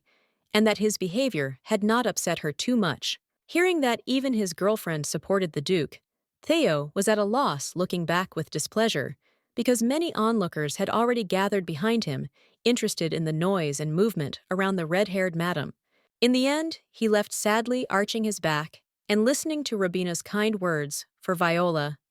saying that Theo was not really like that, and she was sincerely sorry that she had to go through this because of him and his aggression. But Robina's face did not show any genuine emotion of regret or excitement. Rather, it only spoke of calmness, because the fair-haired lady looked at everyone and thanked Evan for his attention. She even had to poorly feign grief and worry for her friend, which caused her to grab her cleavage, creating tears, and closing her eyes, saying that if it weren't for him, Lady Viola would be in great danger. The lady even wanted to touch the Duke with her hand, which is why she extended her fingers towards him, or rather reached for his brooch, which made the man nervous, and leaned back, shouting at times that she shouldn't do that. Robina and the Duke himself did not even suspect that such a simple action from the blue-eyed girl forced the aristocrat not only to step back, but to trip over his own foot, which is why one of the guy's heels was already falling unsteadily down. The Duke himself, realizing that Viola was still standing behind him, wanted to look at her, which is why he glanced behind him, but not noticing her, he decided to just shout to her that she needed to be more careful. Viola was very slow to react, continuing to stand behind the falling Evan, and not realizing that right now he was going to fall on her, while she herself raised her hand to her face and asked what he told her. Neither caution nor the guy's words helped her, which is why she immediately closed her eyes, falling to the floor, and preparing to feel incredible pain, or at least discomfort. But as soon as she opened her eyes, the Duke himself appeared before her face, lying on her, and looking into her eyes, while she herself could not speak, continuing to stare incomprehensibly at the guy who had fallen due to failure. What surprised the protagonist even more was that he wasn't just lying on top of her, but was actually as close to her face as possible, which caused a blush and shock to instantly appear on her cheeks, which was also transmitted to the man, judging by his confused look and parted lips. The girl looked closely at Evan's white eyes, which were staring only at her asking herself one single question in her head, like what just happened and how is this even possible? Evan, in turn, watched the sweet and pink face of the main character, whose red hair lay on the floor like exquisite fabric, and her eyes, like pearls in the sea, became larger with amazement. In complete silence, the couple continued to lie on the floor, as if neither of them could speak from shock or move, causing the room to become deathly silent, created by the couple themselves. After a while, Evan decided to be the first to break the silence, continuing to look at the astonished lady and ask her if she was okay, while a drop of sweat slowly trickled down his face from prolonged excitement. Only then did the lady make an attempt to stand up, telling the Duke that she was fine,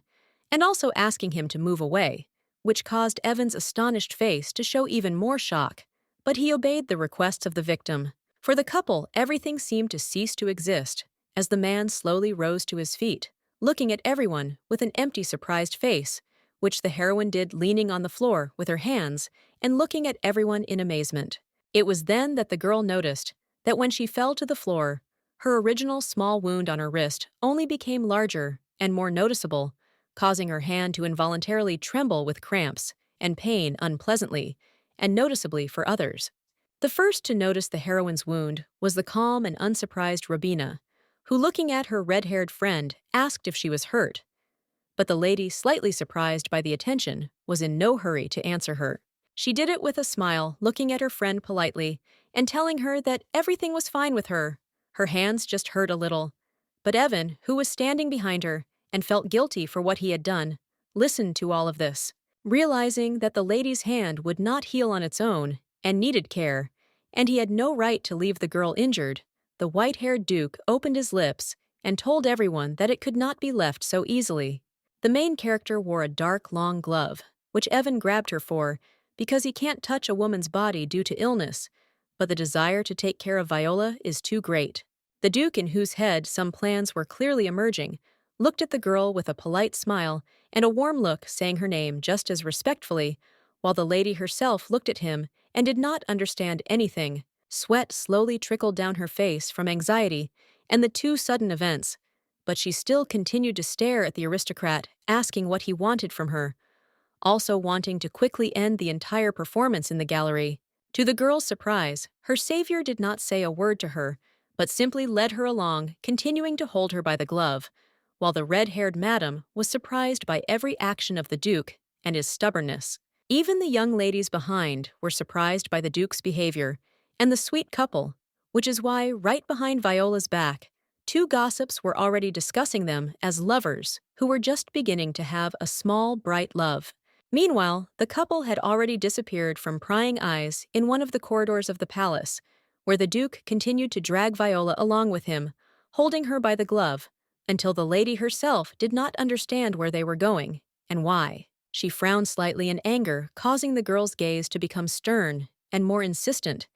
and she used it to firmly ask the Duke where he was taking her and why he was not saying a word. But when the aristocrat didn't say a word to her, didn't even nod or make a suggestion,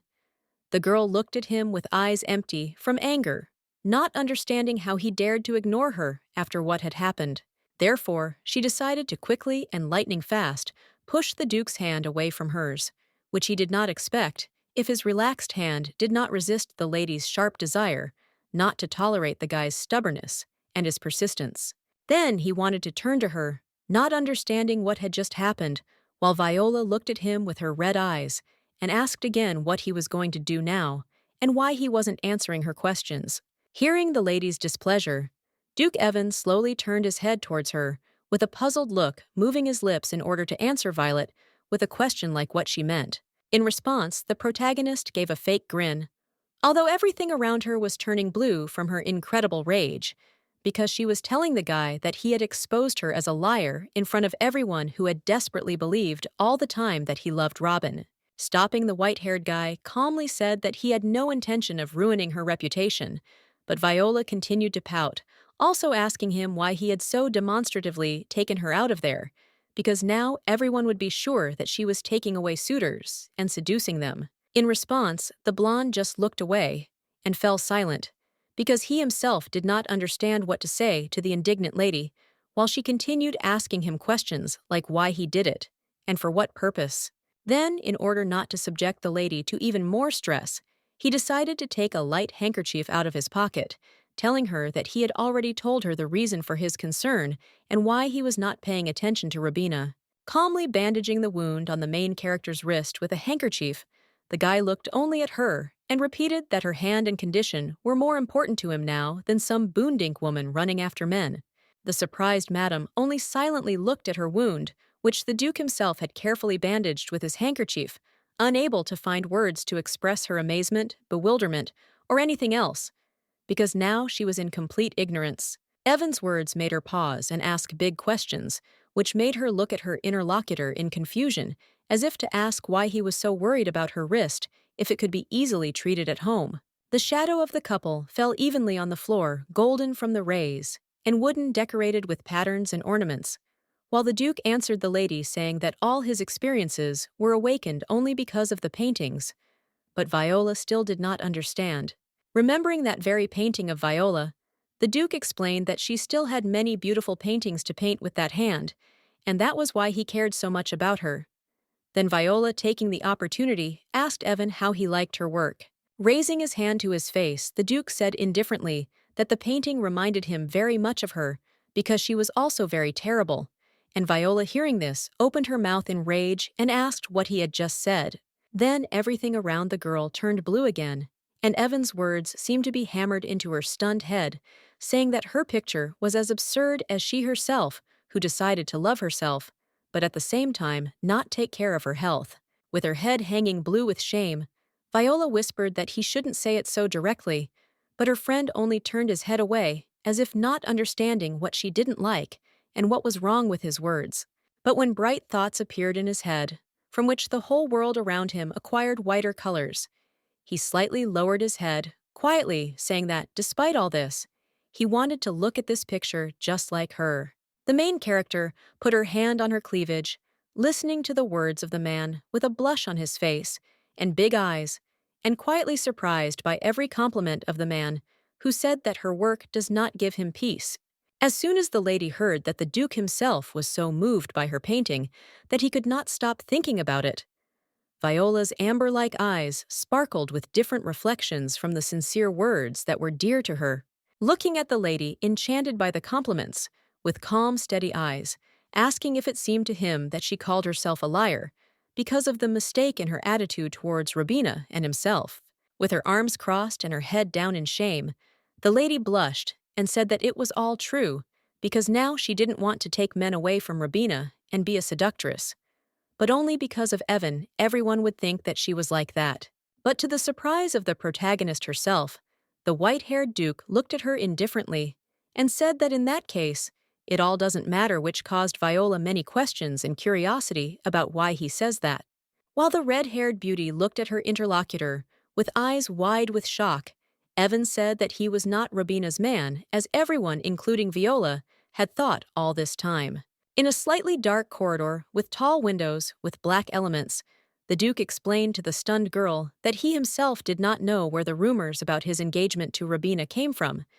because he still had not chosen a bride for himself. Proudly raising her head and looking at the Duke, the protagonist of the story said that even if it was true, he was still going to marry Robin, which she knew very well, not from rumors, but from facts. But in response, Evan only closed his eyes and sighed, as if from fatigue, continuing to explain to his indignant interlocutor that he was only going to do this, but the engagement never happened. Once again, Viola had to stand in front of a man who was mysterious in many ways, and listen to his words, looking at him attentively with her red gold-colored eyes, and not believing that in reality everything turned out to be much simpler than Rubina told her. The guy decided to slowly straighten his snow-white locks on his head, with his hand repeating that he was not planning to marry anyone yet, and most likely was no longer looking for the controversial Robin as a wife. Looking at the madam, he had caught her eye with seductive telling eyes. The Duke lowered his hand and gave her his smile,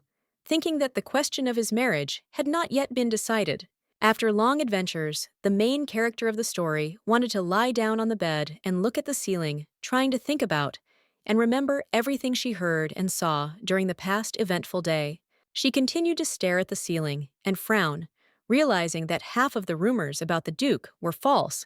like the assumption that he was a castrate, as if he did not touch women only because he had no dignity. At times she recalled his face shoulders and the brooch on his collar, realizing that he was most likely just a loving and gentle person, not accustomed to excessive attention from the opposite sex. As soon as the lady remembered the voice and face of the young gentleman, her eyes seemed to freeze from dreams. Their red color became richer and more incredible, and the lady herself felt how something in her soul trembled from thinking about him. The lady's feelings made her only slightly embarrassed, which made her cheeks become rosier, but thoughts about the Duke made her think more and more about his personality, turning her head to the side with a thoughtful look. But her reverie did not prove too deep and long, for she immediately rose from her bed when she heard several knocks behind the door, and because of which she ordered the unknown person to enter her chambers. The maid Gina, as always modest and sweet, entered the room with a slightly frightened, worried face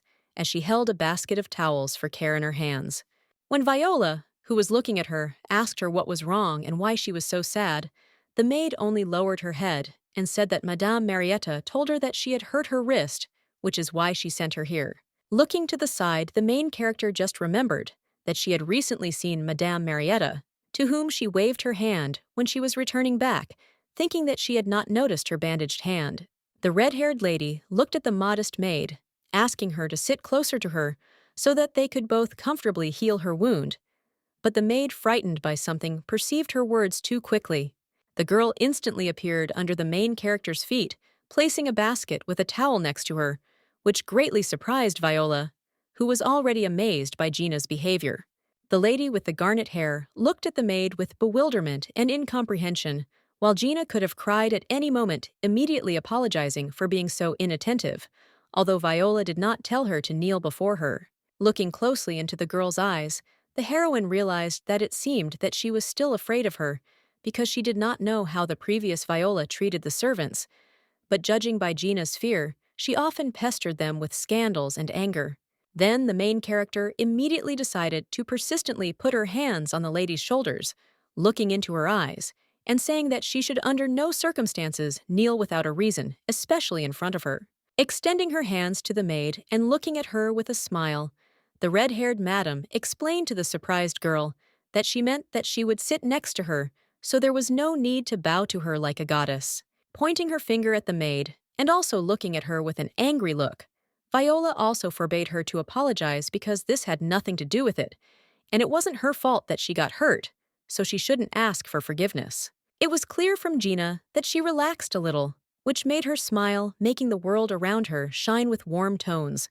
and also telling Viola that she understood her perfectly and would not make such mistakes again. After this, the girls sat down on the bed in order to quickly heal the heroine's wound and no longer be in unequal positions where one oppresses and humiliates, and the other endures and follows orders. Days passed, and the main character no longer showed up for art classes, while day turned to night, and the palace in which she lived did not change, continuing to delight everyone with its grandeur. The girl decided to open the window and look out of it a little, putting her hand on the windowsill and looking at the other's palm with a smile, since it was a little swollen from the wounds, which did not allow her to draw. But as soon as the main character of the story opened the window and showed herself to the world right below her room somewhere in the garden, there was a dark-skinned man with short hair who was furiously tearing the shirt on his chest, calling Violetta, and ordering her to open the door immediately. Viola looked at another persistent man, whom early Viola had bewitched, also watching how the brunette, saying that he had put on her favorite shirt, said that he would pull the rope and take it off completely. The heroine experienced many shocking moments, but the guy who threatened her with a rope was able to clearly surprise her, which is why she looked at him with wide eyes, raising her hand to her lips in shock. Looking at the beautiful scenery, the sweet lady said to herself that this would not do, so she must immediately stop this performance and prove to everyone that she was no longer a slut or a seductress. Then, taking a deep breath, she screamed at the top of her lungs to the whole palace, at the guy in love with her, that he was a real pervert, and he needed to get out of here and not pull any ropes for the sake of seduction. Viola grabbed her deeply reddened face, looking at the floor in excitement, and not understanding how many more men the previous Viola had, from whom she would constantly fight off. And besides, they were not the possessors of heavenly beauty. But the very next day, the main character was busy with her main task, because of which the small tube of red paint was already dirty lying somewhere on the floor, while she herself was trying to create a second masterpiece. Tired of constantly drawing the main character of the story, lay on her own works in different colors, turning her head to the side with a dissatisfied face, and saying to herself that all this was already incredibly boring. But the lady's suffering and relaxation were interrupted by a strange female voice, which she heard nearby,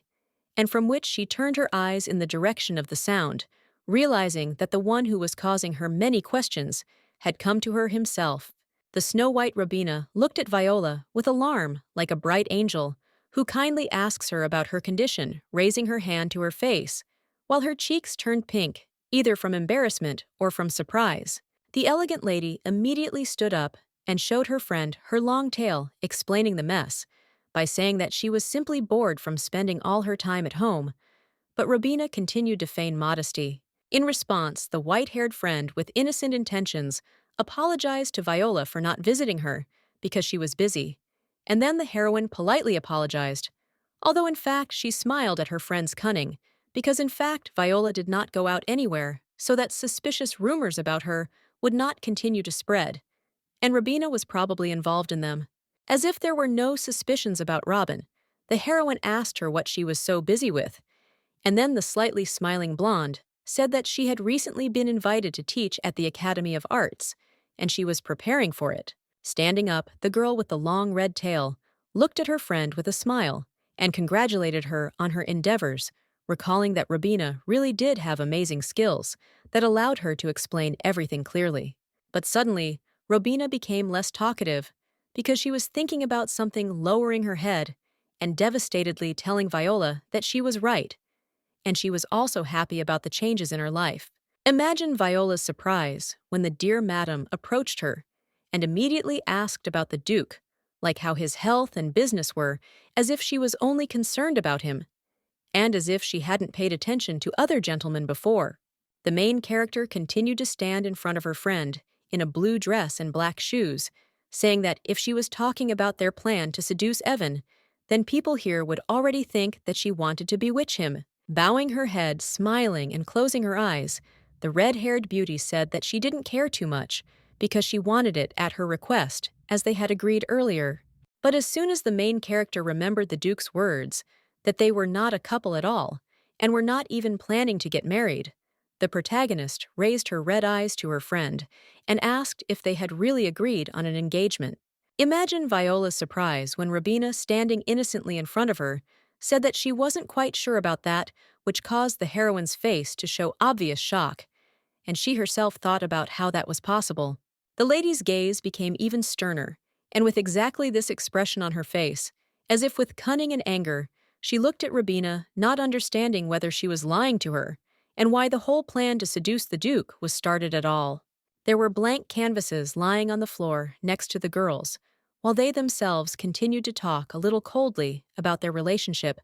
where the protagonist, standing in front of Robina, once again told her that according to Evan, they were not engaged. A little confused, but definitely having some kind of plan, Robina looked at her friend with white, seemingly empty eyes, answering with the question of whether they had become so close in such a short time that he decided to tell her about this. Viola immediately said that if that was the case, then there was no need to ask her to seduce the Duke, but Robina suddenly lowered her head and looked down, admitting that she truly believed that they were engaged. The Snow-White lady's lips sadly parted when her friend with the red tail asked her in surprise if this meant that she was mistaken, and that in fact no one had invited her to the engagement. But Robina remained silent, and as soon as the blue-eyed short beauty said that this was true, and that she was not in fact engaged to Duke Evan,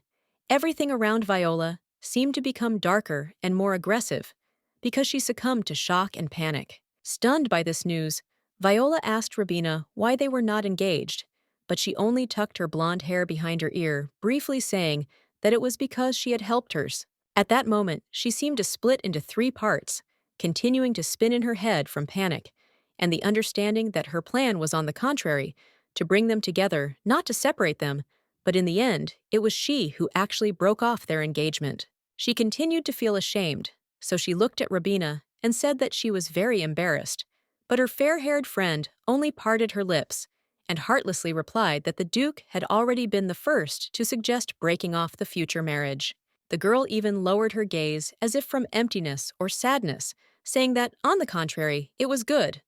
But Viola clearly saw the lady's sadness, which is why she could not take her word for it.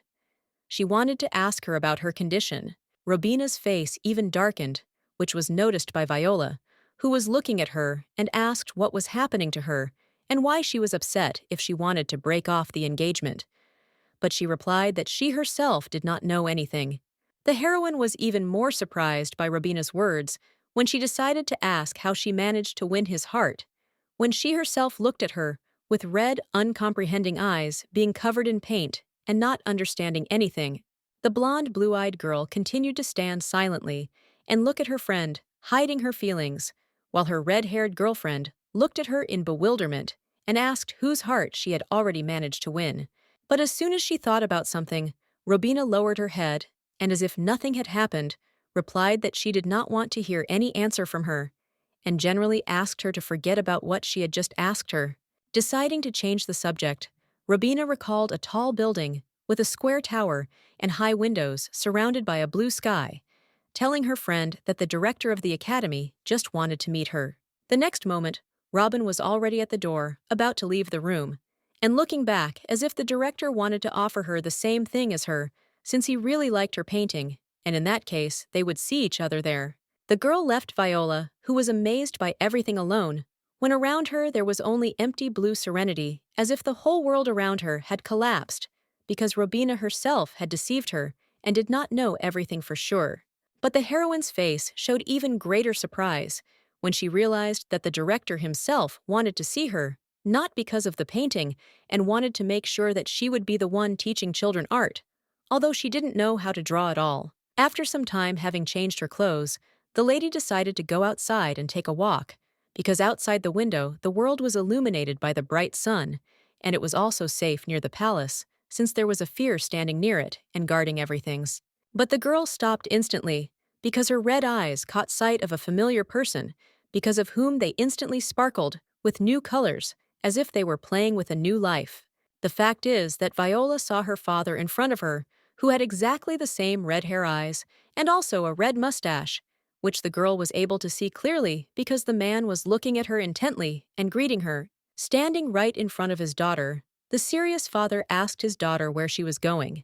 and then Viola answered with a smile that she was hurrying to the academy because very important things were waiting for her there. The father lowered his head as the bright sun shone peacefully behind him because he realized that his daughter was no longer seducing men, but had decided to take up painting for the first time, which made him a little happy. Time forced the lady to hurry to the academy, and soon she found herself in the office of the director himself, where there were various shelves, books, and also a desk, the woman behind which laughed, noticing the arrival of Viola. The director, with glasses and a light dress with a corset, began waving her arms like a professional speaker. The first thing she told the protagonist was that she had been incredibly looking forward to their meeting because she was incredibly special. The heroine, behind whom were packed canvases and everything needed to paint, only laughed politely at the woman stretching out her hands to her and thanking her for the warm words, as if she was a little embarrassed. The director immediately asked Viola if she had accepted her offer to become an art teacher at the academy, but the heroine was in no hurry to answer, stretching out her hands to the canvases and saying that first she should look at her other works. Putting her hand on the table, the girl said at once that her paintings were very different from the others, but the director only folded her hands with a smile, saying that for this reason she wanted to make her a teacher. The lady's words made Viola very angry, which was evident from her dark face, and she even showed her fist to the woman, explaining that she would not be able to teach students using the generally accepted method, since she herself did not know anything related to it. But the director smiled even wider, without saying anything unnecessary, and looking at her guest with contemptuous eyes and a sly smile, saying that she had not made a mistake in inviting her here. After some time, Viola was already walking in the academy garden, and not in it, where she was humming her favorite melodies and enjoying the architecture of the square building, which had many windows, and the main ceremonial entrance. The girl walked cheerfully along the road, where there was thick, well-groomed foliage, happily waving her arms and thinking that the director turned out to be an understanding person, as she had previously thought. She recalled with a smile and a bowed head the moment when she stood in the room with the director, who told her all the basics of lectures and how they should be conducted in order to teach children correctly. But the girl's thoughts instantly stopped, and she herself stopped smiling because her eyes caught familiar outlines nearby, which is why she turned her eye to the same place in order to see someone better and more clearly. Turning towards the source of the noise and hiding behind a column, just in case she saw from under the shadow not only Robin, but also the one whom the heroine had seen under her window earlier, the one who threatened to pull the rope in order to expose her body. The man, as befits, had an expressive neckline on his chest, which showed his tanned chest, on which the hand of the sweet and simple charming Robina lay, while the guy said, like did everything as she asked. But the fair-haired beauty's expression did not change when she spoke to the suspicious man about her plans, and only asked him why, if he had carried out her instructions, nothing had changed. The confused man replied that she, meaning Viola, had been acting very strangely lately, and then Robina's hand let go of him, and she herself looked down, saying that in that case, she would not reward him. The guy wanted to object to the beauty, saying that he was demanding a reward from her. But Robina looked at him with a grin and a blush on her face, telling him not to whine since she didn't like it, and also ordering him to find out more information. Viola, meanwhile, hid behind a column in the shadow in time, which is why the couple never noticed her, but no matter how hard she stuck her head out, she was never able to better hear what they were talking about so quietly and suspiciously. But when the heroine looked closely at her strange friend, who smiled at the man and made him blush, she wondered if it was really her, because now she saw a completely different person in front of her. As proof, she recalled Robina's modesty, innocence, and sweetness in everyday life, which made her turn her eyes away, wondering with a puzzled face whether she really was a simple, quiet girl. This situation only amused Viola, which made her smile and raise her hand to her face, thinking, why doesn't she behave like this in real life? Because they could become very close if they are actually similar. Imagining Robin behind her, with a sly, barely noticeable grin and blue darkness, Viola realized that the story would really be too boring if the main character was a simple and kind person. With these thoughts, the heroine decided to go back, remembering that Robina was upset about the situation with the Duke,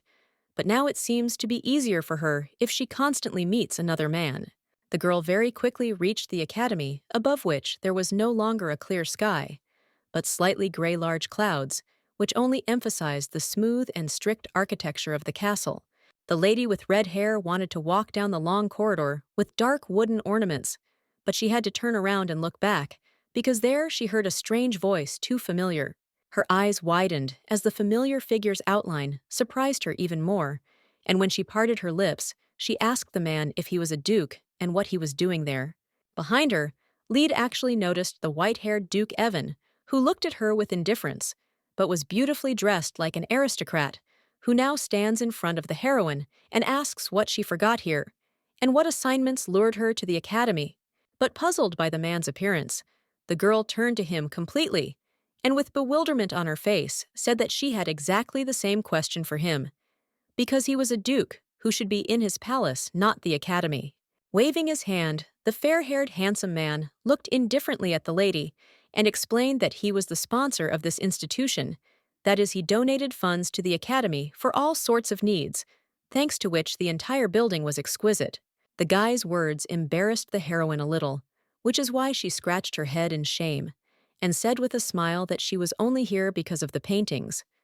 But Evan, who was looking at her, immediately clarified whether she came here to teach. Hearing the strange, angry tone from her interlocutor, the lady was preparing to turn away from him, asking with anger on her face why he was so surprised, because maybe her paintings were not as terrible as he had told her to her face earlier. The behavior made Evan smile, and he looked at Viola, saying that he didn't mean it that way, but the lady who was offended by him didn't want to look at him, thinking that he meant exactly that. At this point, he trembled a little and blushed with embarrassment, because he was about to laugh. But he covered his smile and told the lady that it was not that, while she herself ordered him not to laugh. In the spacious hall, where there was not a single unnecessary detail and only tall, clean windows flaunted, the couple talked about the academy, about how Evan would one day come to her lecture, and about how he would soon be disappointed, according to Viola. Evan continued to laugh and tease Viola, but she only looked at him with anger and alienation, a blush on her face, realizing that he was as cunning as a snake if he managed to joke with her and be mysterious. Out of anger, she wanted to flare up like fire, so that its flame would burn everything around,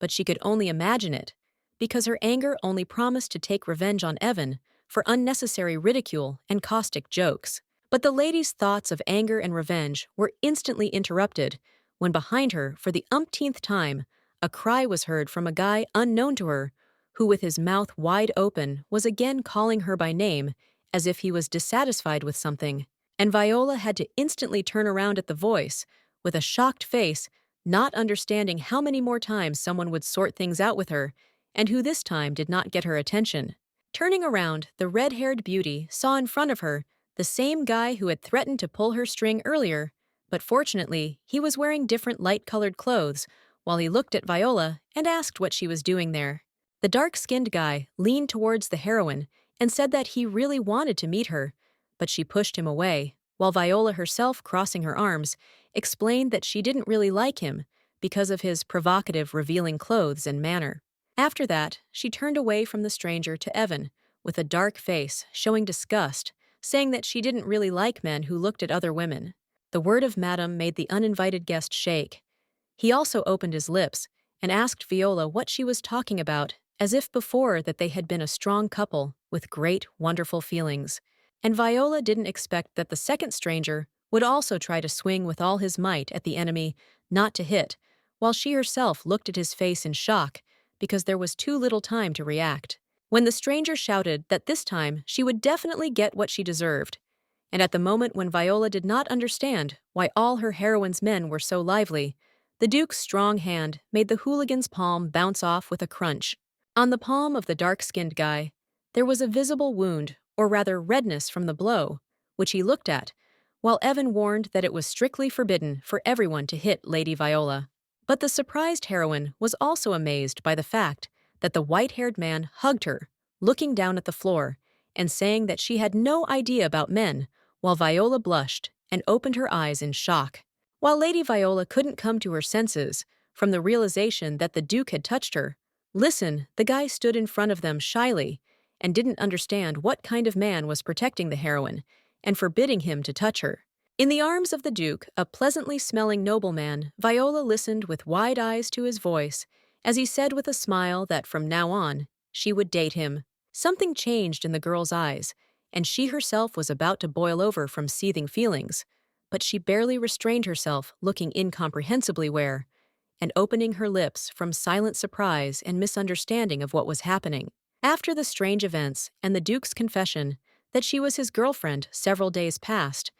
but the red-haired lady continued to treat everything skeptically, thinking about what happened with a gloomy face, and not understanding what Evan was thinking when he said these words. She remembers that immediately after this, she broke away from his embrace, turned around, and furiously said that she had not planned anything like that,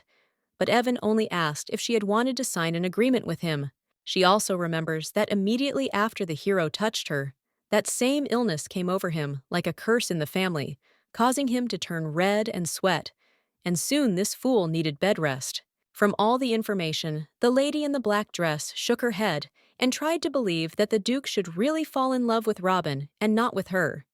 even though it was her fault that he was already lying in bed and could not recover. But the main character's eyes widened at the moment when she asked herself a logical question. Why does she continue to think about him, and whether Evan takes up too much space in her head? She grabbed her head out of self-hatred, repeating that it was not important now,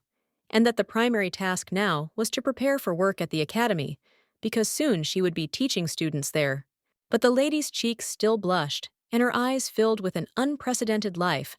when there were mixed feelings in her head, and her heart trembled from a completely different, inexplicable phenomenon, because of which she was embarrassed, touched her face. However, as soon as she came to her first lecture and looked into the classroom where the students were already supposed to be sitting humbly, Viola, looking at everything, realized with shock that there was absolutely no one in the classroom. Wondering why there was no one in the classroom, she left the room and decided to go down the corridor, where there were also no people, and only sunlight diluted the loneliness falling on the floor with radiance. As soon as she got closer to the other office, her red eyes became wider from slight confusion and surprise, because what she saw could slightly shock anyone. Looking at the stranger's office, the girl realized that there were, on the contrary, too many students around it, which made Viola even a little envious,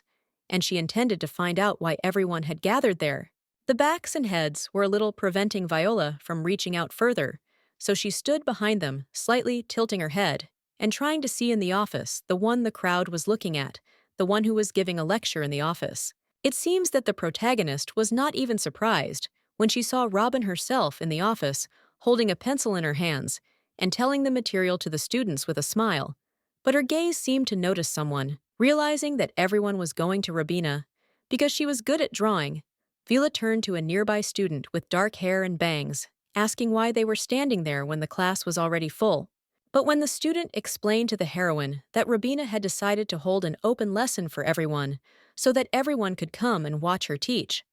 Viola looked at her friend in the class who was showing everyone pictures. Viola looked at her friend with round red eyes, not fully understanding what was happening, but surprised by everything, while the girl standing next to her rejoiced and said that Robina was very kind, and that this was very much like her. The heroine was shocked because she remembered the director to whom she had previously told that an open lesson was a completely new method of teaching that many would like, and that needed to be tried. Viola put her hand to her lips and looked down, thinking about the situation, and couldn't believe that the director was actually in cahoots with Robina, or was just helping her. But either way, she would find out. And she decided not to delay with the explanations, because even when it got dark, and it was very dark in the director's office, she showed up in it and immediately apologized for the visit, saying that she had come here for a reason. With her hands on her hips in anger, the red-haired, angry and displeased woman looked at the principal and asked why Robin was holding an open lesson right now. This time, the woman with glasses did not smile so often, but sat at the table as befits adjusting her accessory on her face and answering that Robina herself had not warned her about the open lesson, and that this could not happen. Viola continued to look at the woman as if she was not telling the whole story, explaining with an indifferent face that her friend was currently conducting an open lesson, which she intended to conduct soon, supporting her words with the fact that she had to start the open lesson exactly on that same day. And at that same time, Viola looked at the thinking director, who touched her chin and only replied that this was all strange. Looking at the main character with dirty yellow eyes, the woman explained that before this, Robin had also come to her, and they had talked about her lessons. And then Viola realized that perhaps there was just a mistake. But even the thought of the mistake made her angry. Although on her face there was only severity and indifference, with which she quickly carried a large canvas wrapped in cloth in order to come and explain everything. Sometimes she looked to the side, then at the floor, and then to the other side, constantly turning her head and thinking that now it would be best to collect all the things she brought and go home if the lesson was rejected. However, it was worth it to be distracted from bad thoughts for a moment and look out the window, having first turned towards him when her long hair was fluttering from a light breeze, and the whole situation instantly took on an interesting continuation. The thing is that Viola not only saw Robina herself in her office, but also met her eyes as if there was now some misunderstanding between them that needed to be resolved. Viola was even more surprised by Robina's reaction to her appearance, or rather, by the way the blonde casually waved her hand at her with a smile, as if she had been waiting for her appearance, intending to meet her. Then the heroine remembers that she waved back to her as if nothing had happened, but deep down she understood that this was far from the sweetest and most naive creature, but the very treachery that decided to show Viola its superiority. Now she continued walking down the corridor with a face as if she was about to get Robina out from under the ground,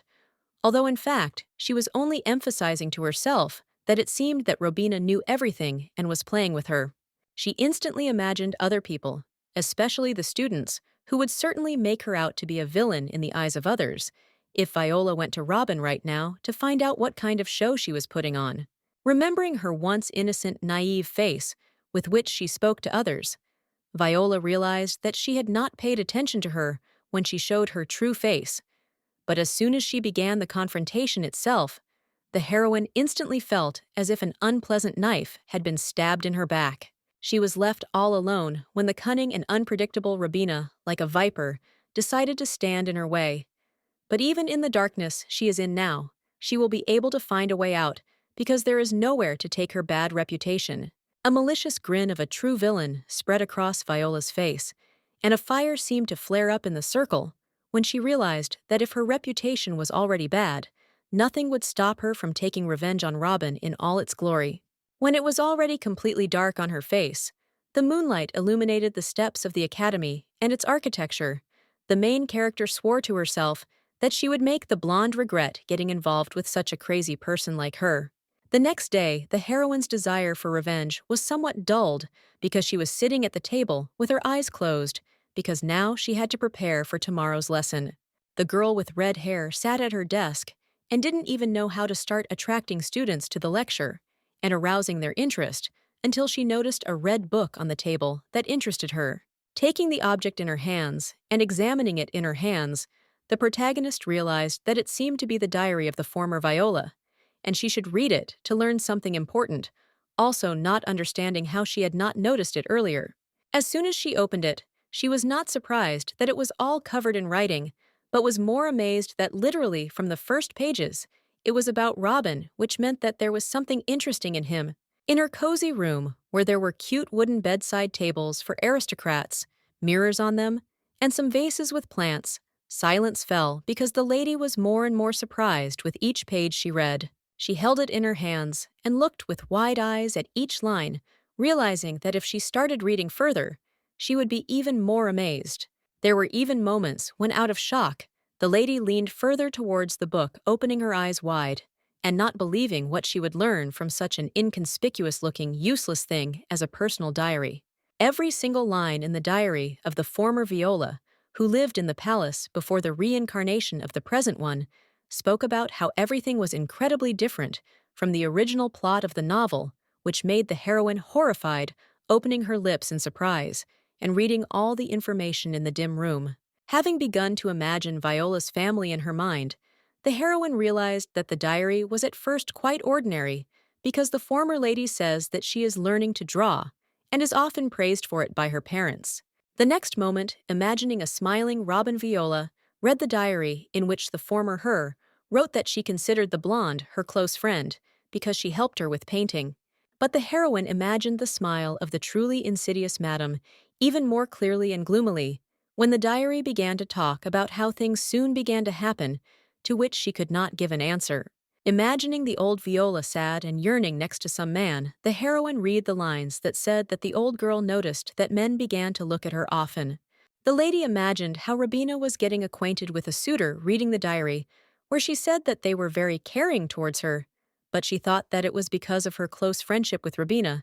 that now she also became attractive. The heroine also remembers and recalls her own brushes with paints, which she used on canvases and mixed with other colors on the palette, reading about how Viola believes that her style did not seem bad to her, and the main character was very surprised by what the diary said. Like Robin herself suggested that she change her style because it was very bad. And only from these lines, the red-haired girl peered at the lines with surprise on her face, imagining in her mind how Viola holding a brush in her hands and standing in front of the canvas painted every day just like Robin. The heroine realized that because of her, Viola lost her true style in painting, losing herself and her uniqueness. When the heroine imagined two men who were smiling at Viola while the mysterious Robina was standing behind her, the lady wrote that she realized that they were all her friends' lovers, but she did not understand why they were hitting on her, which made it look like she was taking the suitors away from her. The next moment, the lady imagined herself as sweet and seemingly unremarkable. She looked at Viola with a smile and held her hands while the diary wrote that, because of her, now everyone thinks that she copies her style. Then, Viola imagined herself looking at a mysterious man, because in the book, It was said that the old Viola accidentally met an amazing man. She remembers laughing next to him and being embarrassed because he was not like the others, and unlike everyone else, kept his distance from her. But next to him, she experienced incredible feelings for the first time. Remembering her garnet-colored hair, the lady thought, and wrote that this was very exciting for her, and she thought that no one would believe that she did not want to take anyone away, so she kept silent. The lady stood with her heart empty from sadness and sorrow, holding in her hands a letter wishing happiness, because earlier, as she writes, she learned that this man was waiting for his beloved. But she was saddened by the fact that this girl could be Robina. Imagining her dear but slightly strange friend in a wedding dress, with a veil, Viola wrote in her diary in the past that for the first time she wanted Robina to disappear from her life forever and never appear again. Introducing not only Robina herself, but also her groom, or rather Evan in a white wedding suit. Viola wrote that her heart aches when she sees their happy image, as if everything inside her is dying. Taking a closer look at Evan's face, the main character realized that her past version wrote about Evan, the one she was in love with, and the one she wanted Robin to marry, which made her sad. As soon as the heroine read all the information from the diary, she slammed it shut in complete silence, realizing that she had no words to express the incredible shock, so she sat and breathed deeply. Putting the book back and placing her palm on it, the new Viola realized with horror that Robin was not just a fluffy bunny that everyone liked, but a treacherous creature who was ready to do anything just to hurt her. Everything around her darkened with anger at her friend, and she herself looked down ominously, saying that she would definitely take revenge on Robin and would never forgive her for ruining her reputation and making her soul suffer. Morning came very quickly, and it was only to the advantage of the main character. So as soon as the pink rays of dawn touched the academy, she was already getting ready for the upcoming day, and especially for the upcoming lesson. But when Duke Evan himself appeared at the academy in a snow-white robe, he was looking at something intently, holding his hand near his face, and saying that he had not expected this at all. The thing is that he was standing in the main character's office all alone when the heroine stood in front of him, looking devastated, and he asked her why she was teaching the lesson alone for the second time, which was very strange. Viola crossed her arms and said with a smile that he was only making fun of her, because this time too it seemed she would not be able to teach the lesson, and all because of one very nice-looking person who was the only one who was eager to harm her. But the lady's thoughts were instantly interrupted when a brilliant idea arose in her head, which made her open her eyes wide and look away, preparing to tell it to her friend at any moment. In a spacious office with a large bookcase, a blackboard, and beautiful windows for an academy, Viola asked Evan to help her with a lesson, and he immediately agreed, saying that he had just had one of his classes canceled. Listening attentively to the teacher, the red-haired lady showed him her painting with many different colors, which is why Evan immediately asked if she had painted this picture now, which was necessary to do in the lesson. However, the smiling lady pointing at it with her index finger only happily said that it was an unfinished picture, which she planned to complete at the open lesson. After a while, Viola began her plans, which is why she was outside and walking towards the road, while a surprised crowd of people was already gathering around her, who were amazed not only at her, but also at what she was going to do. The black-haired lady instantly turned to her gossiping friend, with the fan who was looking at her with a sly look, anticipating the show, and saying that Viola didn't seem like a poor merchant to stick her head out on the street and square. But Viola herself did not listen to the insults of the simple nobleman, because with a serious face she walked with a suitcase and a painting to the drawing place in order to quickly begin the lesson, which would surprise everyone. The lady had a genuine smile on her face and determination to start creating, so she looked at the painting with motivation, holding a brush in her hands, while all the spectators were wondering why she wanted to paint her painting black. That same lady with the fan also watched Viola's actions, saying that no one had signed up for her lesson, which made her look pathetic, and her friend with black hair behind her agreed. Meanwhile, the painting, which had previously been in bright different colors, was almost completely covered in black, which people watched, asking each other if Viola wanted to draw attention to herself by doing something incomprehensible. The black-haired lady raised her hand to her face, looking questioningly at the main character, and asking herself why she even went outside. But suddenly, her attention was drawn to Evan, who appeared on the street. The Duke actually came out to the protagonist of the story, and not empty-handed, but with a large and thick brush, also covering it in black paint, and looking at the lady's masterpiece as if it was about to be finished. But for the lady with the fan, the Duke's appearance next to Viola meant only that she had managed to seduce him, which she muttered to her friends, suddenly waving her fan in the air, as if she didn't like it. At times, Viola looked at Evan, who was paying all his attention to the painting, looking at it and drawing, but the protagonist looked at his face and realized that even at this moment he looked attractive. But the painting was already acquiring the necessary colors, thereby telling the artists that it was ready. And then the main character looked at it, decisively smiled, and told everyone that she had finished painting. All this time, the lady sat on her knees near the painting, mostly painted over with black. And sometimes she turned to the people, telling them not to stand still, but to try to paint over her masterpiece themselves. The two ladies, like everyone else present, were surprised by Viola's words, saying, "Why is this all happening? And why does she need it?" as if they didn't want to take part in it at all, and therefore distanced themselves from the confident heroine. But the lady only smiled and looked at them with her eyes closed, while the lady with the fan and her friend said that she had already ruined the painting with black paint, and they did not know what else could be painted on that canvas. The lady, who at first only condemned Viola, and her work questioned every action, closed one eye, and looked at the painting with the other, telling herself that it was still worth trying. With these thoughts, she suddenly closed her fan and looked at Viola, resolutely saying that she would still try to draw with her,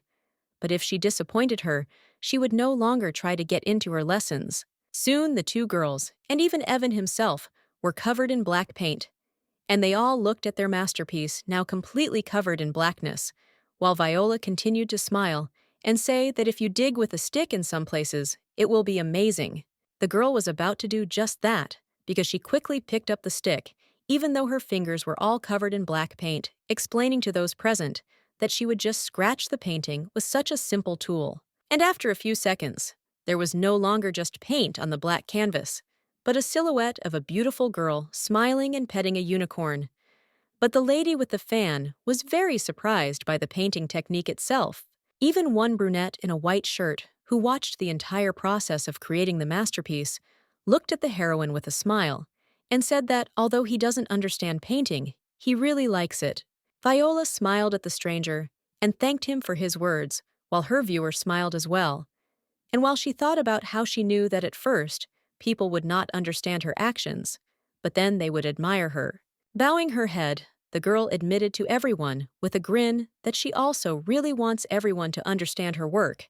and not rush to condemn her paintings and herself just because her dubious reputation is not strong. Everyone present looked at the lady and listened to her with their mouths open, while Viola continued her monologue, saying that even those who do not have talent can draw, because art has no rules, just as it has no boundaries. In the square at the academy, where the open lesson was taking place, where the building towered upward and decorated the landscape, Viola explained to those present that, like the universe itself, their world painting has no specific meaning or rules. Viola's painting lay beautifully on the road, while onlookers crowded around it with surprised faces, realizing that art is made for self-expression, and Viola wants everyone to enjoy painting. As soon as the main character said that her open lesson was over, all the ladies, even the one who had earlier waving a fan, condemned her for every brushstroke on the canvas, looked at her and asked how to sign up for her classes. Even the main character was surprised by the reaction of those around her to the manifestation of her creativity, which is why she looked at everyone with her mouth open and did not know what to answer, while people asked how to become her students. But she quickly came to her senses and even smiled with joy, beginning to confidently answer everyone who wanted to, while Duke Evan looked at her with a smile as if he was pleased with her success, and with her, showing everyone a thumbs up with incredible joy on her face. The lady replied that anyone who wanted to could become her student, even today, since she would be holding her first lesson that day. While the girls continued to talk with a smile about how they needed to sign up for Viola's classes as soon as possible, because she was a very good teacher. With interesting lessons, a lonely blonde could already be seen behind them. Voila and Evan also stood nearby and talked among themselves, but turned their heads towards Robina, who continued to stand in the shadows and did not understand why there was so much noise around and for what reason everyone admired her. Robina's expression showed that worry, fear, and confusion were on her face, not allowing her to be the center of attention as usual. But she also understood that it seemed her friend was not going to tolerate bullying. But Viola herself seemed not to hold a grudge against Robin, because when she noticed her uncertain, puzzled, and secretive, she waved her hand at her as if it was her turn to make trouble for her and show off her abilities. After the grand open lesson, the main character immediately hurried to the principal's office because the head of the academy called her there. And after a while, she was already standing in a beautiful and well-kept room, asking what happened. Viola was only slightly surprised when the director took her hands and looked at her with a smile, saying that she had never seen such success in her life, because the places were already overcrowded with people wanting to learn from her. The slightly confused lady looked at the director and apologized for causing her difficulties with people, but the woman with glasses only said that there was nothing wrong with that, because she had to continue to succeed. To the surprise of the main character, the woman turned out to be very admiring of her and looked at her with a smile, asking if she could increase the number of lessons so that people could see her more often and learn drawing. At first, the heroine did not dare to say that she agreed to spend more time on lessons, but then she clenched her fist and told the director with a smile that of course she could do more lessons because it was important. Only after meeting with the director of the academy, the protagonist walked along the road in high spirits, with the wind blowing her red hair, and she herself humming songs and rejoicing at the result of the lesson. At times she smiled as she walked and sang, realizing that now she had a lot of lessons, and even more students, which is why Robina should already doubt her strength and abilities. But as soon as the heroine approached the place where she was supposed to see her suitcase and take it, she realized that only the outlines of her memories of him remained, because he had disappeared without a trace. The loss of the suitcase surprised the heroine so much that she looked at its original location with such shock as if she had not previously thought that the thing could disappear,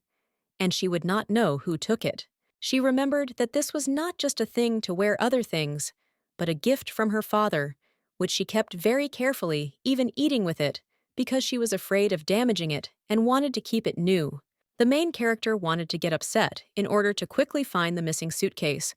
but as soon as she looked over, the fence looked at the road, looked into all the bushes, she realized that it was nowhere to be found. As a result, she sat down on her knees, clenching her hands into fists, and looking somewhere to the sides, realizing that it must definitely be found, since her name was written on it, and therefore, whoever finds it must certainly return the thing to its owner. But suddenly, the lady was distracted from searching for the suitcase and thinking about it by a strange feeling, as if there was someone behind her.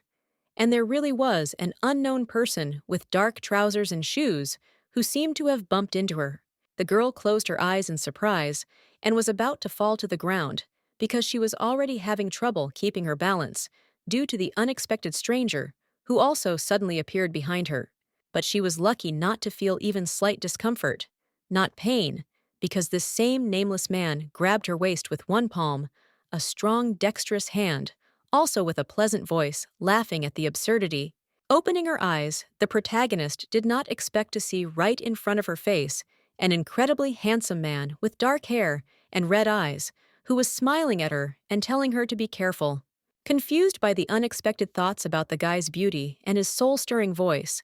the girl did not immediately look at him,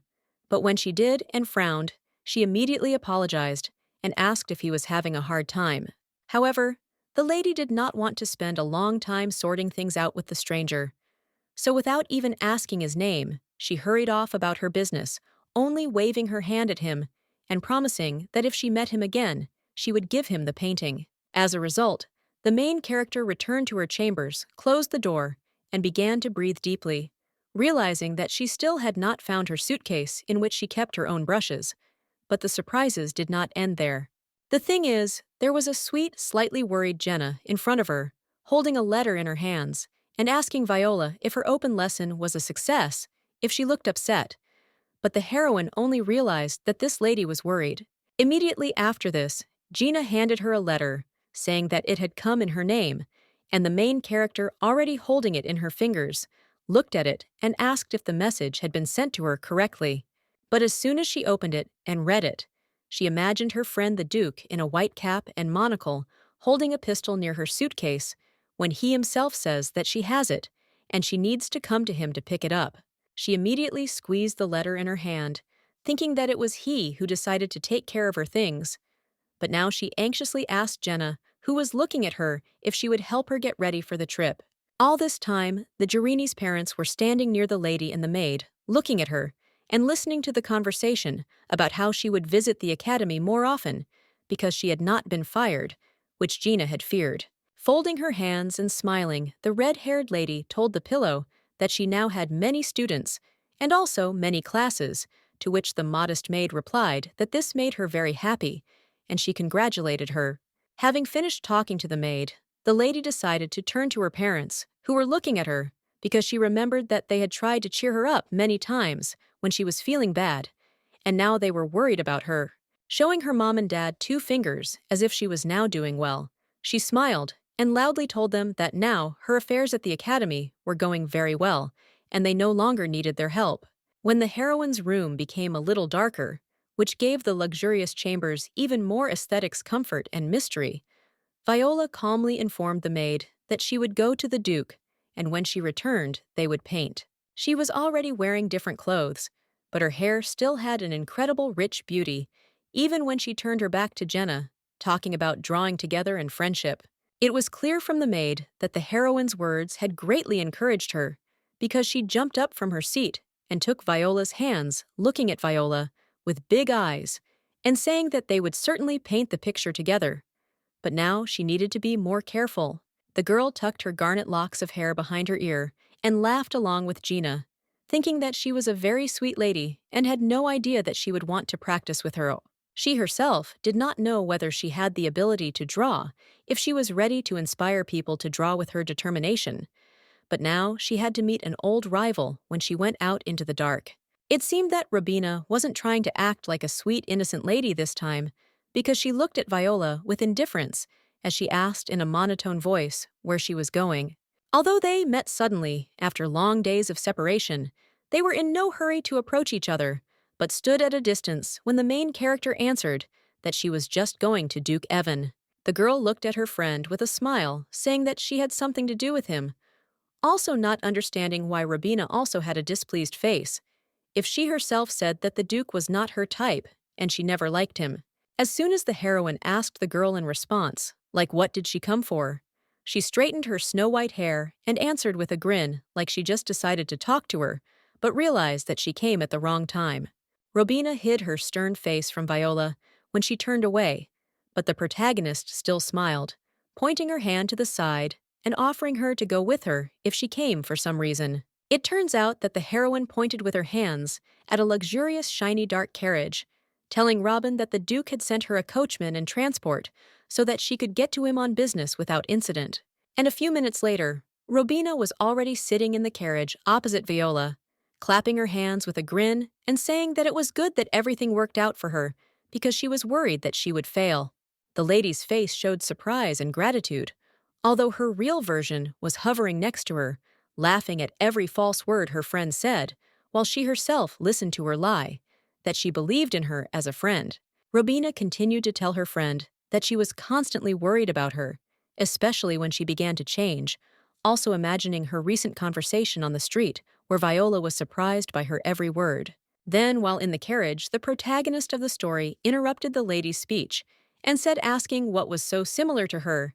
Then, if she had already dared to decide what she should be and what she should not be. Staring at her with an even more gloomy look, the red-haired girl asked Robin how she saw her in her eyes, also thinking in her head that she was not a doll who would do what she said. While Viola was thinking about what her insidious friend would answer her, Robina herself only looked away with her white eyes and said with a meaningful smile that she was only worried about her because she considered her a friend. Robina's words made the heroine raise her head up, as if looking down on her, saying that she was doing just fine on her own,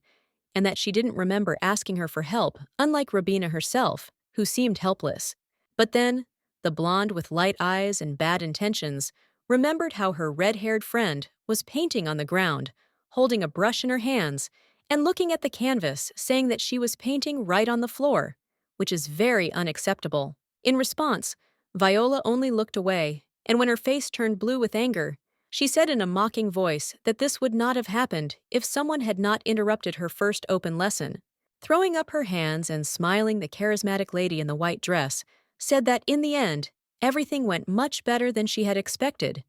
and she even had to thank whoever had prevented her from giving a lesson at the academy. Viola looked at the one who was touching his chin with his hand, his head down, and in shame continuing to play the role of the innocent and asking who could have treated her so cruelly and who came up with this idea. As if crying, the lady said with a smile that she thought her abilities were good if they were trying to stop her.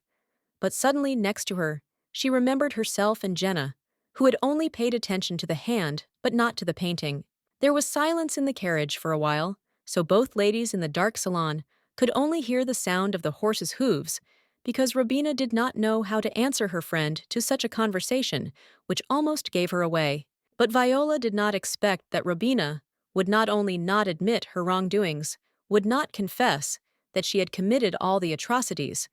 but would only smile sweetly at her friend as if they still had a good relationship,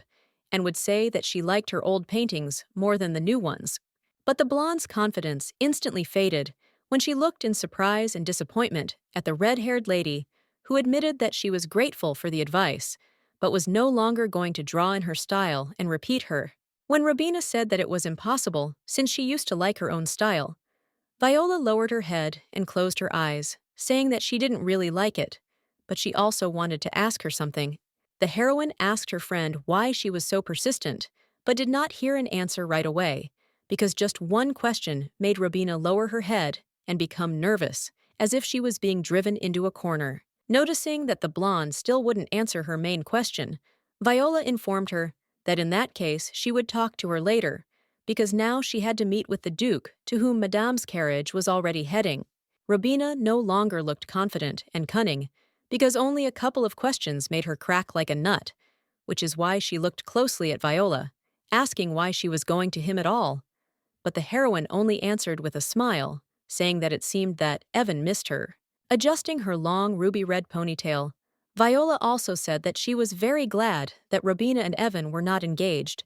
but the blonde only looked at her and uncertainly asked what she meant. Just as she was about to get out of the carriage, because the lady had taken her to her destination, she turned to Robin with a smile and said that according to her, the Duke generally hated it when women touched him, but he hugged her. Devastated and disappointed in everything, a shocked Robina looked at her friend with her mouth open as she thanked her for the opportunity to help her, because she would not have met such a wonderful person like Evan. She had already gotten out of the carriage, but continued to smile and look at the blonde about to slam the carriage doors, but once again thanking Robin and telling her that it was all only thanks to her. After this, the lady quickly told her upset and astonished friend that she had to go, whereupon she began to look at the Duke's incredible castle with its rounded towers, while above them was a rich blue sky. And even when she entered the palace, her jaw was about to drop because she looked at the luxurious interior of the palace in surprise, even when a man appeared in front of her and warned her to keep her mouth shut. As it turned out, Duke Evan himself appeared before her, who was not too lazy to appear before her and meet her personally after the trip, giving Viola his charismatic smile and white eyes greeting the lady. They looked at each other and talked a little about how he had only invited her here so that she could be in a new place and unwind, after which Viola asked the man about her suitcase, preparing to pick it up. Imagine the surprise of the main character when Evan did not say a word to her, but only turned back with such a face as if the lady's words did not surprise him, which is why he hastened to do what the arriving guest asked him about. But after that, he turned around, and showing the girl his broad back, smiled, piercing the main character with his sly look, and saying that first she should enter the palace and look around it, because she came to him. Viola was quite puzzled by the Duke's words and his strange, mysterious belief, which was written on her astonished face, because she did not understand why she should go inside if Evan could give her the suitcase right now, right into her hands. However, she had to go inside, which caused the red-haired Viola to stay close to the indifferent-looking Duke as they both walked towards the hall, both looking ahead, and as the heroine looked forward to seeing her suitcase. What surprised the heroine even more was not the luxury of Evan's palace, not its beauty, which was already striking, but the servants, or rather the men in their uniforms, who looked at her with big eyes, each of them. While Viola felt obvious discomfort and excitement, one of the Duke's servants had such wide eyes, as if the protagonist had done something wrong, or her mere appearance had impressed everyone so much that they did not hide their amazement. She decided to look at the Duke with a grin and hint that she didn't understand what was going on. But Evan, who was looking at her, replied that the servants were so surprised by her because she was the first woman to enter his castle, because as she could see, there wasn't a single maid or servant here. While the main character was surprised by every word of the Duke, he only turned to her sideways, and with a satisfied smile answered, as he remembered he had already told her that she was the only woman with whom he communicated, and the last. The girl was not only surprised by the man's confession, but also blushed like a rose, continuing to stand behind Evan and look at him with her mouth open, not understanding whether this was a declaration of love, and whether her heart could withstand it. Viola didn't even think about turning away from him, but continued to look at Evan with a red face and shock, while the Duke himself smiled and asked her what was wrong with that, because he also wanted to thank her for the painting with something special. Only after this did the girl look down and wonder if he was rushing things too much, and if it was not too wrong if she just wanted to live peacefully and not depend on anyone. After a while, the Duke and the main character sat down at the table, and the white-haired handsome man took a cup of tea in his hands with a relaxed face, while behind him on the wall was the very picture that the lady had drawn in class. Viola was surprised by the fact that the man hung her gift on the wall like a true piece of art, and how he calmly sat down at the table thinking that the heroine would also sit next to him. But the lady only looked at him and asked him to bring a suitcase. The Duke asked her to at least have a cup of tea with him, but Viola said once again that she had no time, that she had classes ahead of her, and therefore needed a suitcase. But Evan only looked at her sadly, saying that he did not want to rush. But when the Duke said that this time he would let her go so easily, the red-haired beauty again looked at him with incomprehension and slight shock, not realizing what the guy was saying and why he was doing all this. Right after that, the guy stood up and looked at the lady with a smirk, saying that they would see each other again tomorrow. But the girl continued to be shocked, also looking at him shockingly and asking what he meant. However, Evan did not caress her, but simply took the suitcase in his hands and said that he would immediately order the servants to prepare a carriage for her, after which the lady again found herself on the street, surprised and puzzled, but with the suitcase under her feet. It seemed that the leader was standing right under the door and was simply silent, but in fact, her face expressed genuine surprise, because she herself did not understand why she was here, and for what reason the Duke offered her to drink tea. The next day, the girl quickly forgot the strange events in the Duke's house, which is why she again walked down the corridor in high spirits and prepared to give a lecture, waving her arms with a smile and humming melodies. The girl walked happily and remembered the maid Gina, who always said that her classes were very interesting, which made the heroine smile, sincerely realizing that this time she would also give an excellent lecture. But the main character's thoughts were instantly interrupted by what she noticed ahead, or rather, her path was blocked by a small crowd of people, in the middle of which someone familiar was visible with dark hair and simple clothes. As soon as she came closer, she recognized in that gentleman the same stranger with the red eyes and the mole under one of them, who immediately gave Madame his smile, asking if she had found the suitcase. Looking closely at his sincere smile, the main character felt warm in her soul, because he was also joyful, and Viola also understood that he was also listening to lectures at her academy. For a moment, the lady even forgot that she had opened her mouth in surprise and the man's mesmerizing beauty, which is why she looked at him with wide eyes, answering that she had solved that problem, to which he asked again if she drew. Then, from the guy's strange question, the lady remembered that she was just about to give him a painting at their second meeting, which she told the gentleman standing in front of her, asking if he had any free time today. In response, the brunette only smiled at the girl, which made everything around seem brighter, And he also told Viola that he was completely free today, and also said that he had completely forgotten to introduce himself. The guy leaned slightly towards the main character, after which he said with a smile that his name was Kyle, after which Viola did the same, telling him her name, and gave him a sincere, sweet smile of friendliness. Taking advantage of the moment, the main character widened her eyes, looking closely at Kyle's face, and thinking that most likely it was because he was in an affair, but she also considered this man very hot. After that, the girl immediately entered the auditorium, where she planned to give a lecture, and she was very surprised when she realized that almost all the seats were occupied by spectators who were already eagerly awaiting the beginning and an interesting lesson. Then the lady came to her seat, put her hands on it, and looked at everyone with a smile, realizing that although she knew that a lot of students had signed up for her lecture, she was happier to see them all in person. However, as soon as she turned a little to the side and looked at the other part of the seats, she noticed out of the corner of her eye a handsome blond man in luxurious clothes who had just sat down in his seat, breathing unevenly. She immediately opened her eyes wider, which almost made the sparkle in her red eyes disappear. But everyone could look closely at their beautiful and rare amber color, because with her eyes she was looking only at the Duke. Viola couldn't take her eyes off him, because Evan looked a little weird, with the beads of sweat on his face that he was losing with his hand while he was breathing unevenly and asking everyone if he was late for class. But the lady did not answer the excited man, but only covered her mouth with her hand from slight embarrassment and surprise,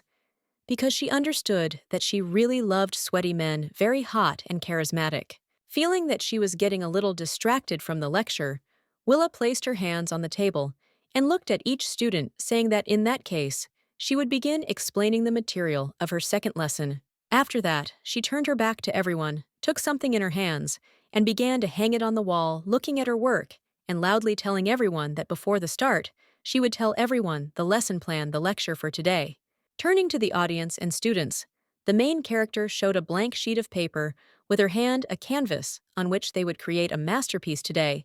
and on which Viola would show her skills in front of everyone. But her new students, especially the lady with the fan who had previously painted a picture with her in black, looked at the heroine with doubt, asking why her drawing was not on this sheet as it should be. But Viola answered everyone with a smile, asking why they could not see anything since she had painted it, especially for them, also pointing to her art with her hand.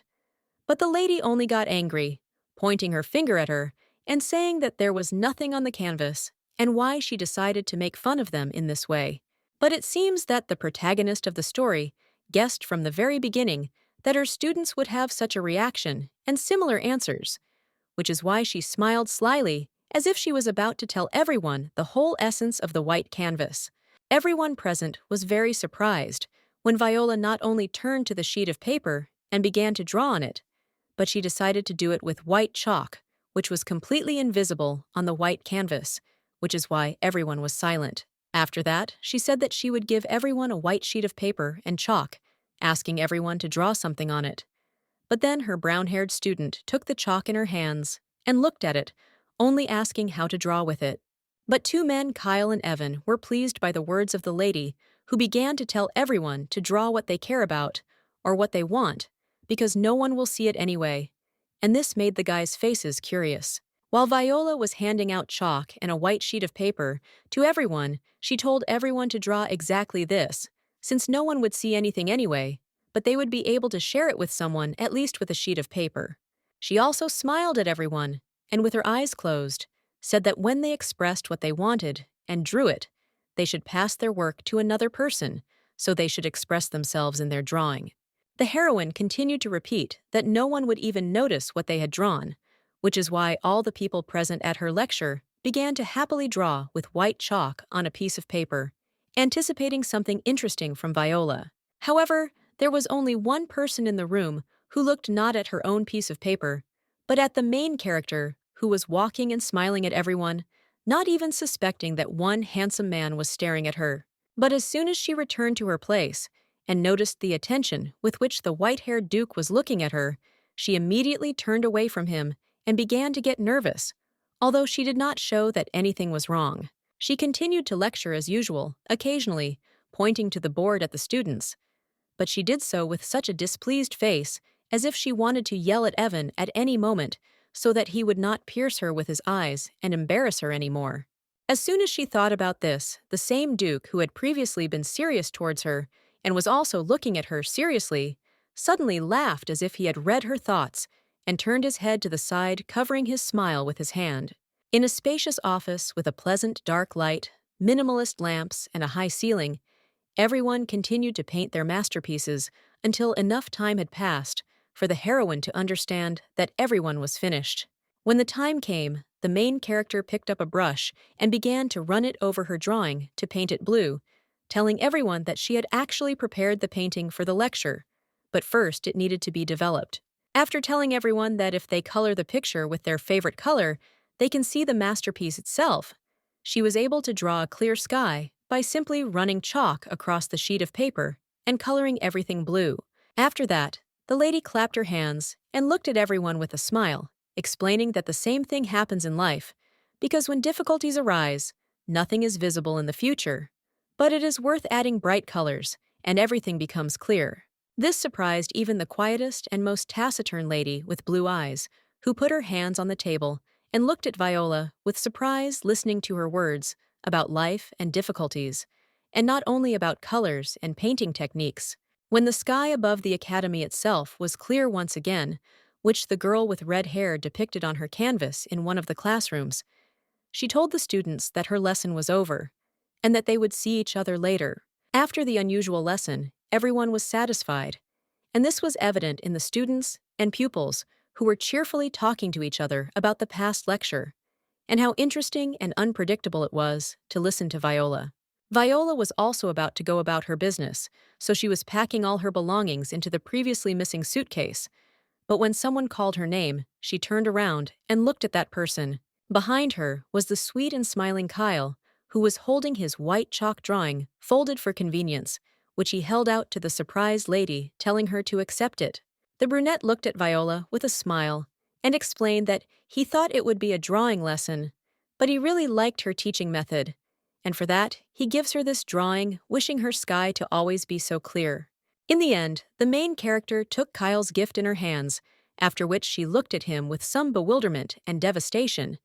but still thanked him for the surprise, also stuttering a little from the suddenness and embarrassment. As soon as Kyle said that, as soon as he had the opportunity, he would show up at her lecture a second time, the girl turned away from him and went about her business, waving her hand and agreeing that they would see each other again in the future. But the girl didn't even have time to take a few steps, because Evan immediately appeared in front of her, who persistently handed her his drawing angrily, saying that it would be better if she took it. The girl was surprised by the Duke's words, so she asked what he was saying, but the white-haired Duke continued to stand in front of her and tell her to look only at his drawing, but not the one the man gave him. Then the lady turned her head to the side and said that she couldn't help but look, but she would also look at his drawing, and then Evan asked if she was close to that mysterious aristocrat. Looking somewhere to the side, the girl said in a normal voice that it wasn't quite like that,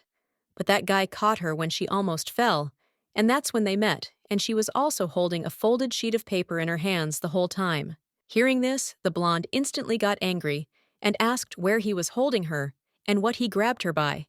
and Viola moved away from him, saying that, of course, she grabbed her by the waist, thereby saving him from falling. After hearing this, the Duke looked at the heroine as if there was not just discontent in his eyes, but something more akin to anger and rage, which is why the lady looked at him and did not understand what was wrong with her words. They stood in a corridor where there was absolutely no one, which caused an awkward silence between the couple, in which the lady continued to discuss whether Kyle should have grabbed her by the throat or something else so as not to touch her body. After some time, the main character was already sitting at the table in her office and holding a brush in her hands, looking at something, thinking whether she should first look at Evan's drawing if he was behaving very strangely and persistently, and as soon as she opened the drawing, she noticed that Evan had also drawn a blue sky with chalk strokes as clouds, but she also noticed a figure of a girl drawn on the paper. The girl continued to look at Evan's drawing with interest in a completely empty room and complete silence, realizing that he himself had previously mocked her abilities, Although he draws no better than her, the heroine continued to look at Evan's gift with a smile, realizing that she would definitely frame it for a long memory so that she could admire it later and look at it often, remembering that lesson and the Duke. But suddenly, she looked ahead, and while Evan's drawing was still in her hands, she remembered that Kyle had also given her his masterpiece, which meant that she needed to see it immediately. As soon as the heroine opened Kyle's drawing, she parted her lips in surprise and looked at him with bated breath, realizing that this was far from what she expected to see. All this time, the lady looked attentively at Kyle's masterpiece, on which he depicted not just her, but every outline of her hair, smile hands, body position, and even the crimson rich color of her curls. She was all alone among the white walls with royal ornaments, but she was not lonely because Kyle's amazing portrait fascinated her, and she whispered how beautifully he depicted her. But suddenly, Jenna entered her chambers, who was no longer afraid of her at all, but on the contrary, always came to her with a smile, which she did this time greeting her before informing her of something important. Bringing the object on a tray, the girl showed it to Viola and said that she had received a letter from Lady Rabana, which she needed to read because, as she knew, there was probably something special in it for her. Meanwhile, in another part of the palace, Viola's mom and dad were peacefully walking around the palace together until they saw their daughter not far from them, which caused Viola's mother to turn her head warily towards her, and her father only looked at her angrily. The parents looked at the main character intently, and she decided to do the same, looking at them with her beautiful eyes, while her father and mother noticed her luxuriously styled hair, as if she was going somewhere. They stared at her for a long time because Viola's dress attracted a lot of attention, especially because it had a deep neckline, while she herself stood like a true lady, which made everyone talk about her attractiveness, which was done first by her mother. The worried elderly woman, with wrinkles, blue eyes, and red hair, looked at her daughter, asking where she wanted to go looking like that. But Viola only smiled, saying that she was going where she would soon win. Mom looked at the main character with delight, and she did not ask any more questions, but the father, looking closely at his daughter's determination, said that in that case, he should give her something. The man with red hair and a beard quickly pulled out a box with some kind of decoration from somewhere, while Mom was saying that it was a very rare and beautiful relic, but the heroine's father had already said that she deserved it. The man quickly put a necklace with minimalistic but small diamonds on the girl's neck, which surprised the lady very much, while her dad said that he didn't know where she was going, but she definitely shouldn't lose. It seems that the heroine wanted to object to her father, but she did not do so, and only closed her eyes, realizing that these were her mother's jewelry, which was very precious, but he gave them to her. She decided not to upset her parents, and also not to hesitate, because of which she quickly headed to the right place. But again, on her way, she met Duke Evan, who looked at her with a smile, saying that the decoration suited her very well. But as soon as the man appeared in her field of vision, she immediately became agitated and began asking Evan why he was also going to Robina's birthday party, to which she was also invited via letters. Crossing her arms and looking at the man with indignation, the heroine said that, after the engagement was broken, people usually do not go to each other's birthday parties, but Yvain interrupted her, saying that he was not going there because of her. When the girl asked him why he had come here and was going to the party, the man only looked at her with laughing eyes, as if he wanted her to figure it out herself. Already about to take off his snow-white, perfectly matching and luxurious jacket, the Duke replied that he was going there only for her sake, and not for Robina's birthday, and especially not for her own. It turns out that the man took off his jacket only to cover Viola's body, which was slightly exposed by the revealing dress, which he did, while the lady looked at his hands in surprise, and was silent from shock. The girl already had her jacket on her shoulders, while the Duke was telling her that it was not necessary to bare her shoulders in order to look attractive because she was already beautiful.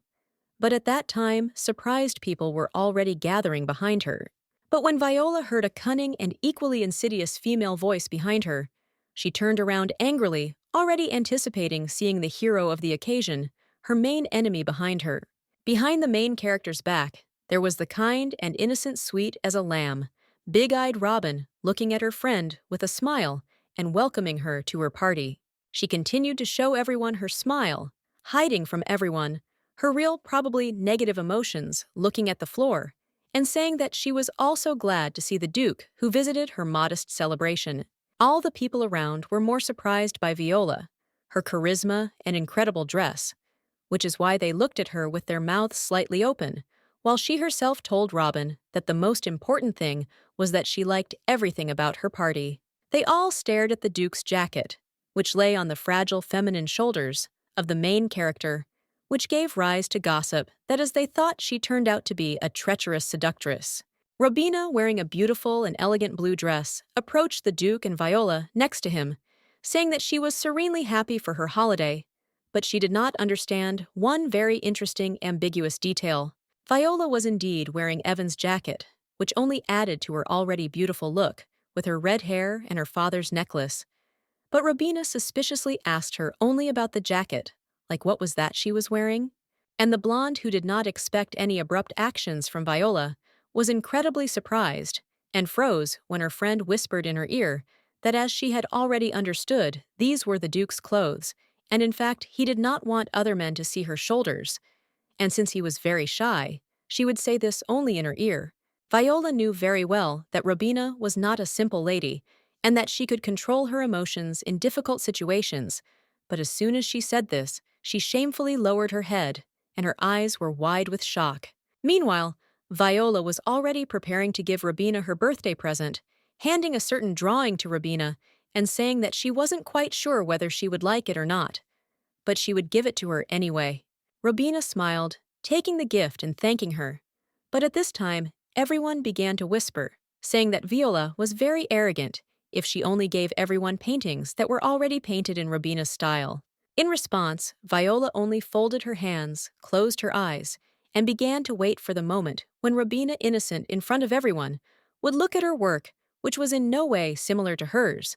because it had unique outlines and technique. The fact is that the protagonist of the story painted a flower for her friend named Gardenia, made in an amazing and fascinating mosaic technique when the whole picture had a blue tint, as if symbolizing the owner. Having seen Viola's painting with just one eye, everyone around immediately began to whisper in surprise, looking at the work and saying that they had never seen anything like it before, recalling that Viola was after all a brilliant teacher. While everyone around was just becoming convinced that the main character's paintings could not be repeated,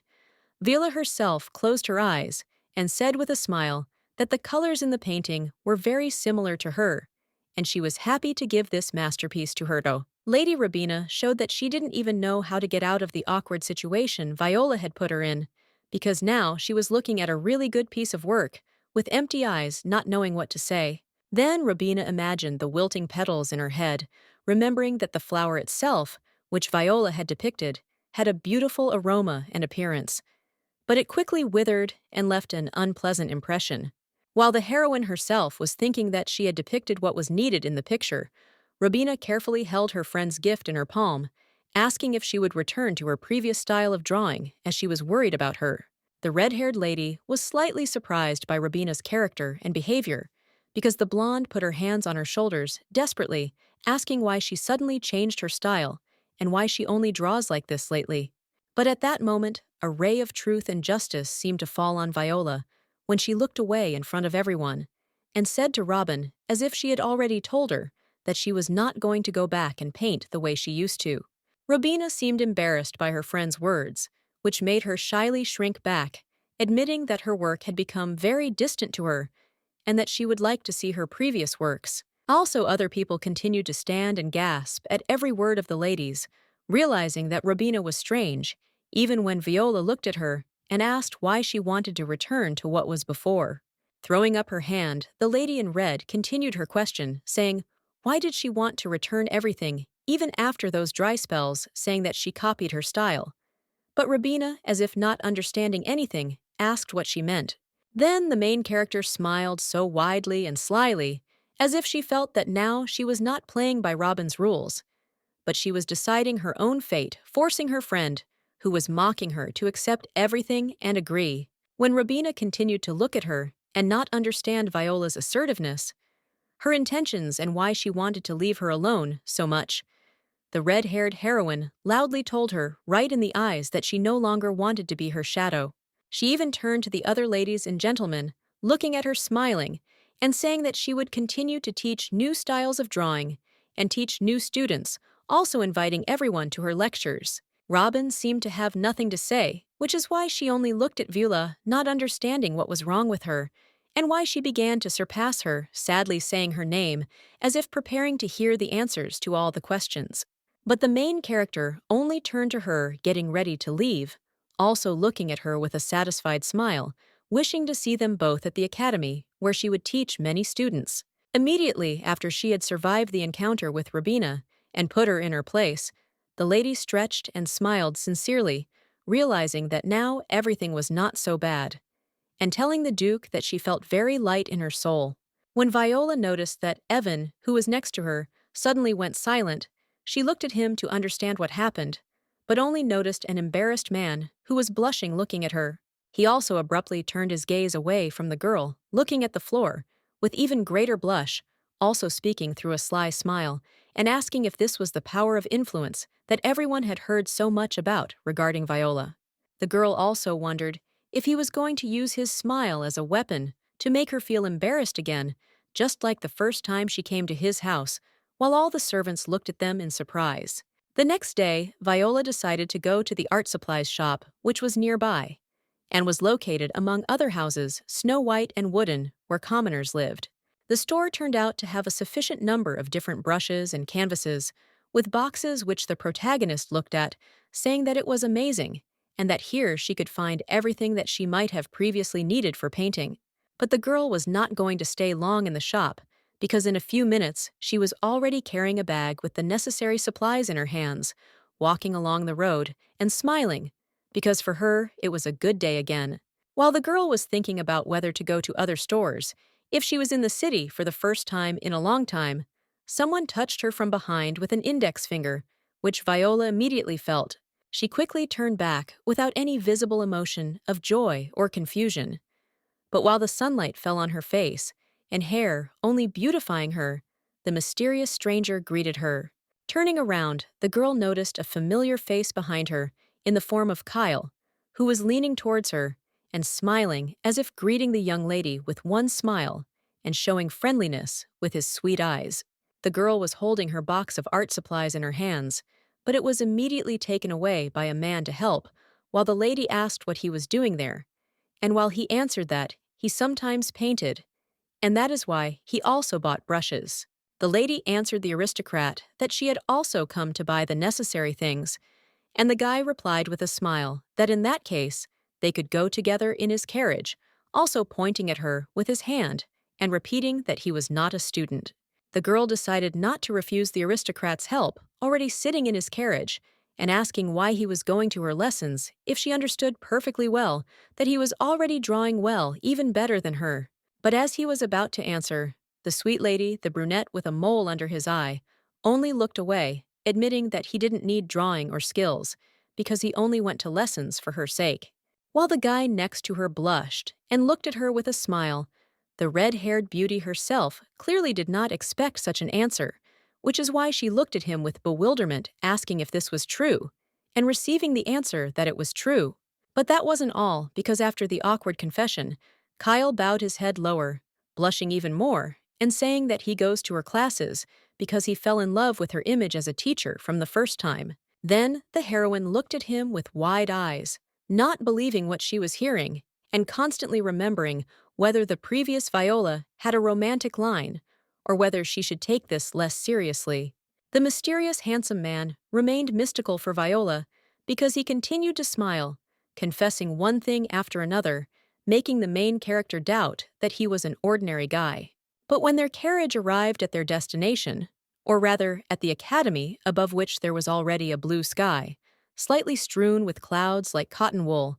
the lady mentally thanked the author of the novel for creating such characters. The carriage stopped, and the man offered his arm to the lady so that they could descend to the ground more safely, while the aristocrat warned her that if they had arrived, they should hurry to class immediately and not be late. The carriage was next to the couple, while she herself talked about various topics, And while the main character was preparing to thank Kyle for his help, before that, looking into his eyes and feeling the warmth of his hand with her palm. As soon as Viola said what she wanted, she couldn't finish just a few letters, because behind her, she noticed a dark silhouette, large and noticeable, which was moving towards her, and the unsuspecting Kyle. It was clear from Duke Evan's face that he was not very happy that the unknown man was next to Viola, but was angry at him, which is why he was preparing to approach the couple and the excited heroine who noticed him. As soon as he said Kyle's name, the guy turned around and looked at the guy who had arrived to them,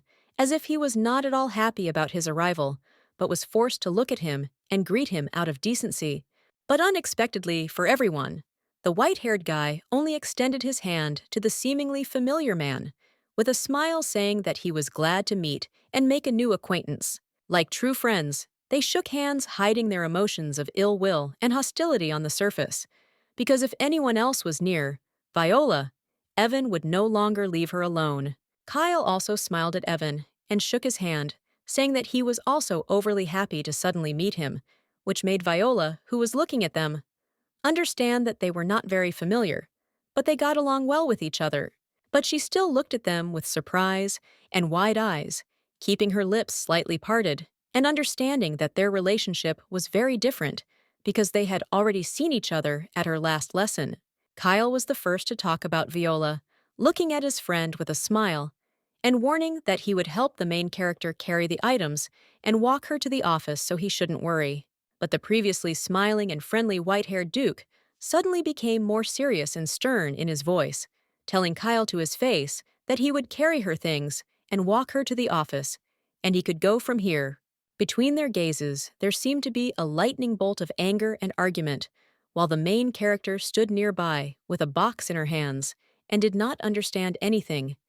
And while Kyle continued to tell his opponent that there was no need to worry about it, unable to bear the argument between the two men, the lady with red hair seemed to flare up with anger and fury, continuing to hold the box in her hands and shouting at Kalis Evan that she would carry everything herself and lead them to the office because it was time. Only then did they fall silent, continuing to look at each other with devastation. But they had no choice but to agree and follow the angry lady who did not need any more squabbles. When the main character found herself in the classroom, the lesson immediately began, and it was devoted to a technique called marble, which is special because oil paint is suppressed in water and paper is placed on top, thereby beautifully smearing the paint on it, which in her head looked very beautiful, like gold shimmering in different shades. This is exactly what one brown-haired student with straight hair was looking at, examining the patterns on the paper with amazement on her face, while behind her, a girl with bangs also looked at the creation with fascination. Also, other girls, students, and pupils looked at the boxes, where multicolored water floated beautifully, giving its color to the paper, and thus creating a unique pattern that surprised everyone. The main character also held a sheet of paper with the resulting patterns in her hands, but she looked at one of her students, asking herself what Duke Evan had done and whether he had done something beautiful. But as soon as she noticed something unusual, her eyes instantly widened as much as possible, because the result Evan got amazed her beyond belief. The Duke himself sat at his place, crossing his arms with obvious displeasure, as if only he had failed at something, which is why he sat there with frowning brows and indignant eyes. The thing is that the pattern on the Duke's paper didn't work out quite right, which is why there were only incomprehensible green lines on the sheet, which made the main character wonder if he was even more talentless than she was. Coming closer to him with genuine surprise, the girl looked at Evan, who was not going to change his dissatisfied pose, saying that what was on the piece of paper perfectly described his emotions now. As soon as the heroine asked if he was angry, Evan's face became even more displeased and greener, as did the resulting drawing, which is why he did not want to answer the heroine because everything was clear anyway. He just turned to her and angrily told her to be careful. But the red-haired lady, perplexed by everything that was happening, just looked at him questioningly, asking what he meant. While in a spacious lecture hall where everything seemed to be green from the Duke's anger, Evan explained to the heroine that all the men who wanted to meet her looked and behaved very strangely. The girl smiled at the Duke, although in reality she was imagining above her head how she would teach Evan a lesson, shy and embarrassed by the words that According to his logic, she should be wary of him too, because he was also a strange guy. With the thought that she was the only one who was dangerous in this room, Viola glanced at the 2 jars of paints lying next to the Duke's box of water, suggesting that he paint a new picture which she would give him. After this, the lady with red curls took the wonderful thin drawing object in her hands, looking at the paper, and trying to depict on the paper the most attractive drawing so that the Duke would definitely like it. The heroine had already finished creating magic in the form of a drawing on a sheet of paper, and the Duke watched her creation closely until he blushed, looking at the result of the lady's efforts, while she asked his opinion about her drawing. Evan was very surprised that the girl herself decided to show him her drawing in which she depicted a heart in red, smiling, and saying that this is what her heart looks like, because she is also all red like a pomegranate. But the Duke was not so surprised by the drawing itself as by the sincere emotions of the main character, because she looked at him without any embarrassment and smiled, which made the man's heart tremble and his soul laugh. The guy immediately took the drawing in his hands and began to examine it as closely as he could, which greatly surprised the lady watching him, who clearly did not understand what it was for and whether everything was okay. She never expected that the Duke would like her creation so much that his ears would quickly turn red, which was difficult to notice due to the guy's contrasting white hair and light, usually dull skin. And Evan himself felt that he was gradually turning red, which is why he covered his face with his hand, while his face instantly turned red, and for some reason told Madame that he would think about her proposal in a positive way. Viola did not understand the Duke's words at all, so she looked at him with questions, while a drop of sweat ran down her face, and in her head she tried to understand what the gentleman meant if she only drew a picture for him. The guy remained sitting in place with the drawing from Viola, while the main character standing next to him, gradually realizing that most likely Evan perceived her heart as a declaration of love, told him to definitely look at the other works of the students because he would understand everything and be surprised. He would not have paid attention to the heroine's words if Viola had not clarified that it was necessary, from which he raised his head in bewilderment and began to think about what his lady meant and for what reason she said such a strange phrase. After this, the protagonist of the story walked to her seat, put her hands on the table, and loudly said that her lecture was over and all students could go free. The heroine also asked everyone to leave their drawing on the table because they would still need it for future creations, and they also needed to dry. And the students, after listening to Viola, really did put their work on the table. The girl thought for a long time about how all her students were learning quickly, and this time they were trying very hard. But suddenly, her attention was drawn to the one who was sitting in his place, which made her a little surprised, because everyone had already left. Viola was so attracted to Sir Kyle, who was still sitting in his place as a student, and smiling, placing his hand on his work, which pleased her with its beauty and clarity, because he accurately depicted the lake and the landscape. The girl seemed to be even a little angry with him, because he was able to draw such a complex picture with such simple materials. But Kylie himself continued to smile and say that her drawing technique was very unusual. His smile was warm and even charming, which is why many ladies definitely admired him and his beauty. But now he looked at the dissatisfied main character and asked her to teach him how to draw using her method. But Viola looked at his painting in which he had depicted mountains, a lake, and a river, with rocks, forest, and grass, telling him in her head to look at his creation right now and not to talk nonsense because it was he who should teach her. The lady continued to look at the boy's painting and admire it in her heart of hearts, while Kyle himself was already holding out a tube of red oil paint in his hand, asking if this was the best one to use. He continued to smile sweetly and look at his teacher, while Viola herself did not understand why she should teach a professional.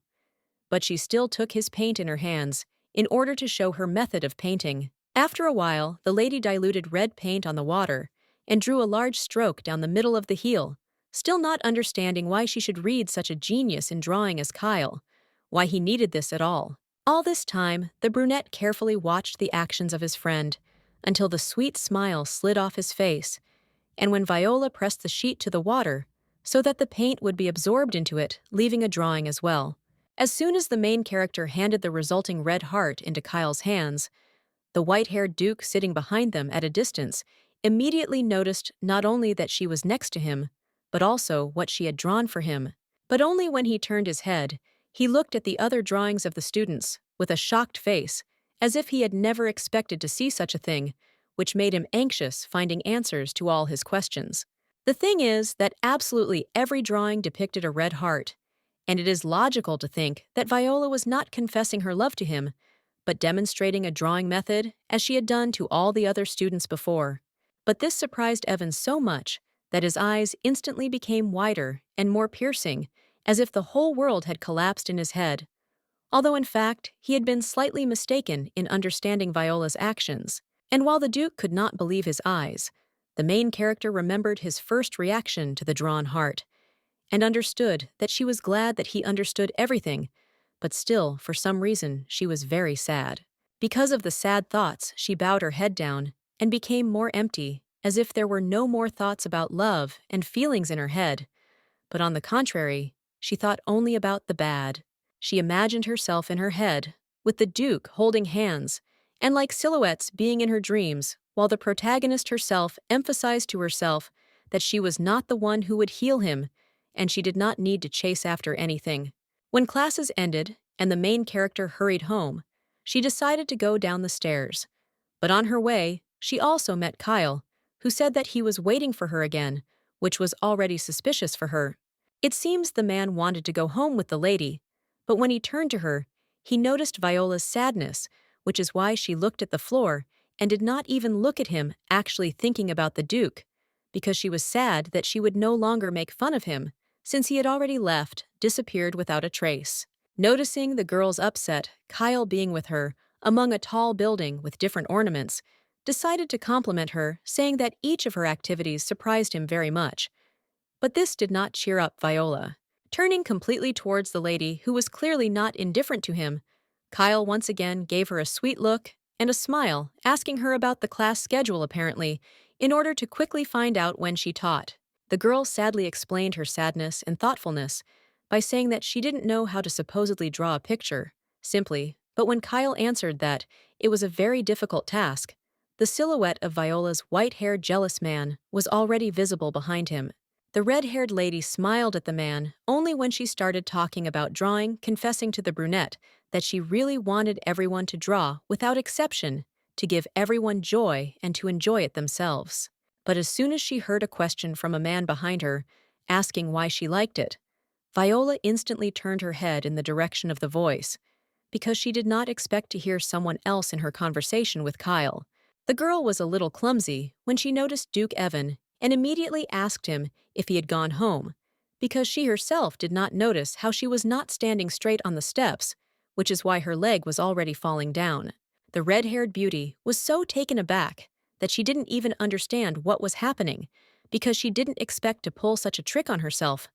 So her face instantly showed real shock from the suddenness and confusions. She only had to close her eyes and silently pray to the Duke that at least he would grab her and save her from falling, because she no longer felt the surface under her feet, but fell with the desire to see only Evan in front of her. A second later, somewhere near the academy and its tower, a loud thud was heard, as if Viola was about to fall, or someone quick and agile managed to save her, someone who did not spare his health for her sake. The girl was already preparing to experience incredible pain from a possible fracture or bruise,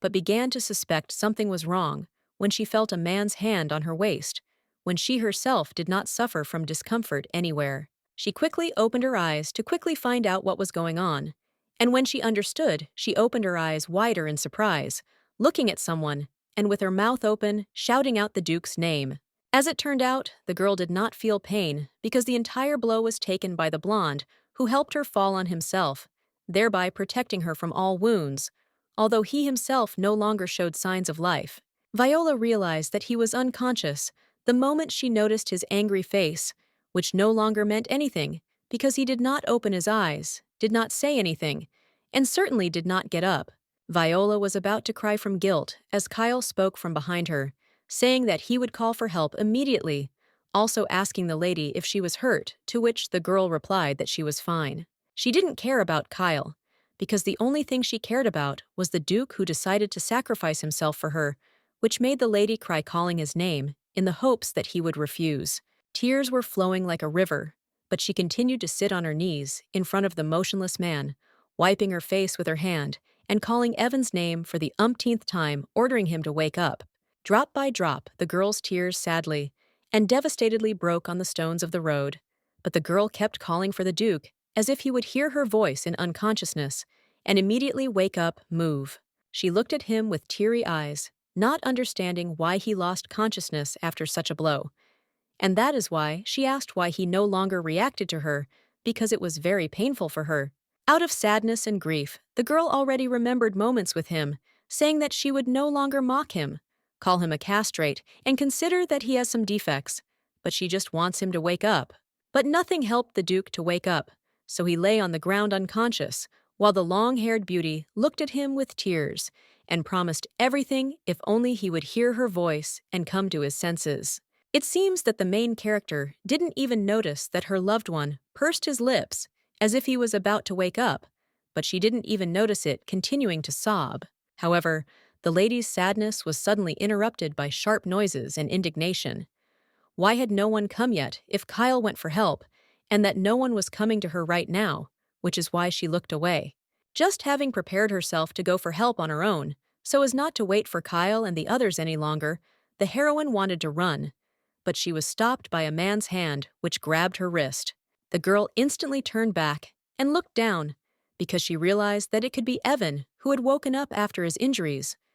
But there were still tears and sadness on her face from what had happened, with which she looked at the man. The first thing the young madam saw was the Duke's body, which was slowly rising to its feet, and his hands were clenched into fists because he was about to tell the girl something important with a smile. The guy, as if he had never fallen down the steps again, rose to his feet and hugged the astonished heroine, tightly smiling and asking her if she would regret what she had told him earlier in tears. The Duke's words left behind many questions, because of which Viola only silently opened her eyes wider, not understanding whether he heard her desperate, sincere words and whether he was pretending all this time. After that, he released the girl from his embrace, while the red-haired madame looked at him with slight indignation and was in no hurry to speak, listening to Evan's smiling words saying that he had finished his check. The Duke's words made the main character's face turn blue, looking at him with genuine shock. But this only made Evan happy and made him smile, reaching out his hand to her and saying that she was too much trouble. But suddenly, he became much more serious, looking at the lady with what seemed to be not only a stern, but also an offended look, saying that he would remind her once again that he was not a castrato and should not be called that anymore. The girl shook with anger because she realized that all this time the guy had been deceiving her for his own benefit, but she did not dare to hit him, only showing her fist and thinking that he was not only a talentless person, but also a scoundrel. Imagining his hair, his broad back, and the dark clothes that perfectly emphasized his toned body, the red-haired protagonist promised herself that she would take revenge on him for this too, and truly castrate him. As soon as the guy asked the girl if she noticed anything strange, she instantly went berserk, angrily yelling at Evan if he wanted her to make him lose consciousness for real, but that's not what he meant. But the guy suddenly grabbed the furious lady's fragile shoulder with his big palm, saying that it wasn't about that at all, because only now he felt something special. Putting his hands on her shoulders, the guy looked the worried, previously crying lady in the eyes, saying only that he was hugging her. But the surprised Viola continued to look at him, not understanding what he meant. There were only centimeters between the couple, and they both began to blush more and more, while the red-haired beauty began to understand that the one who had a strong illness from touching women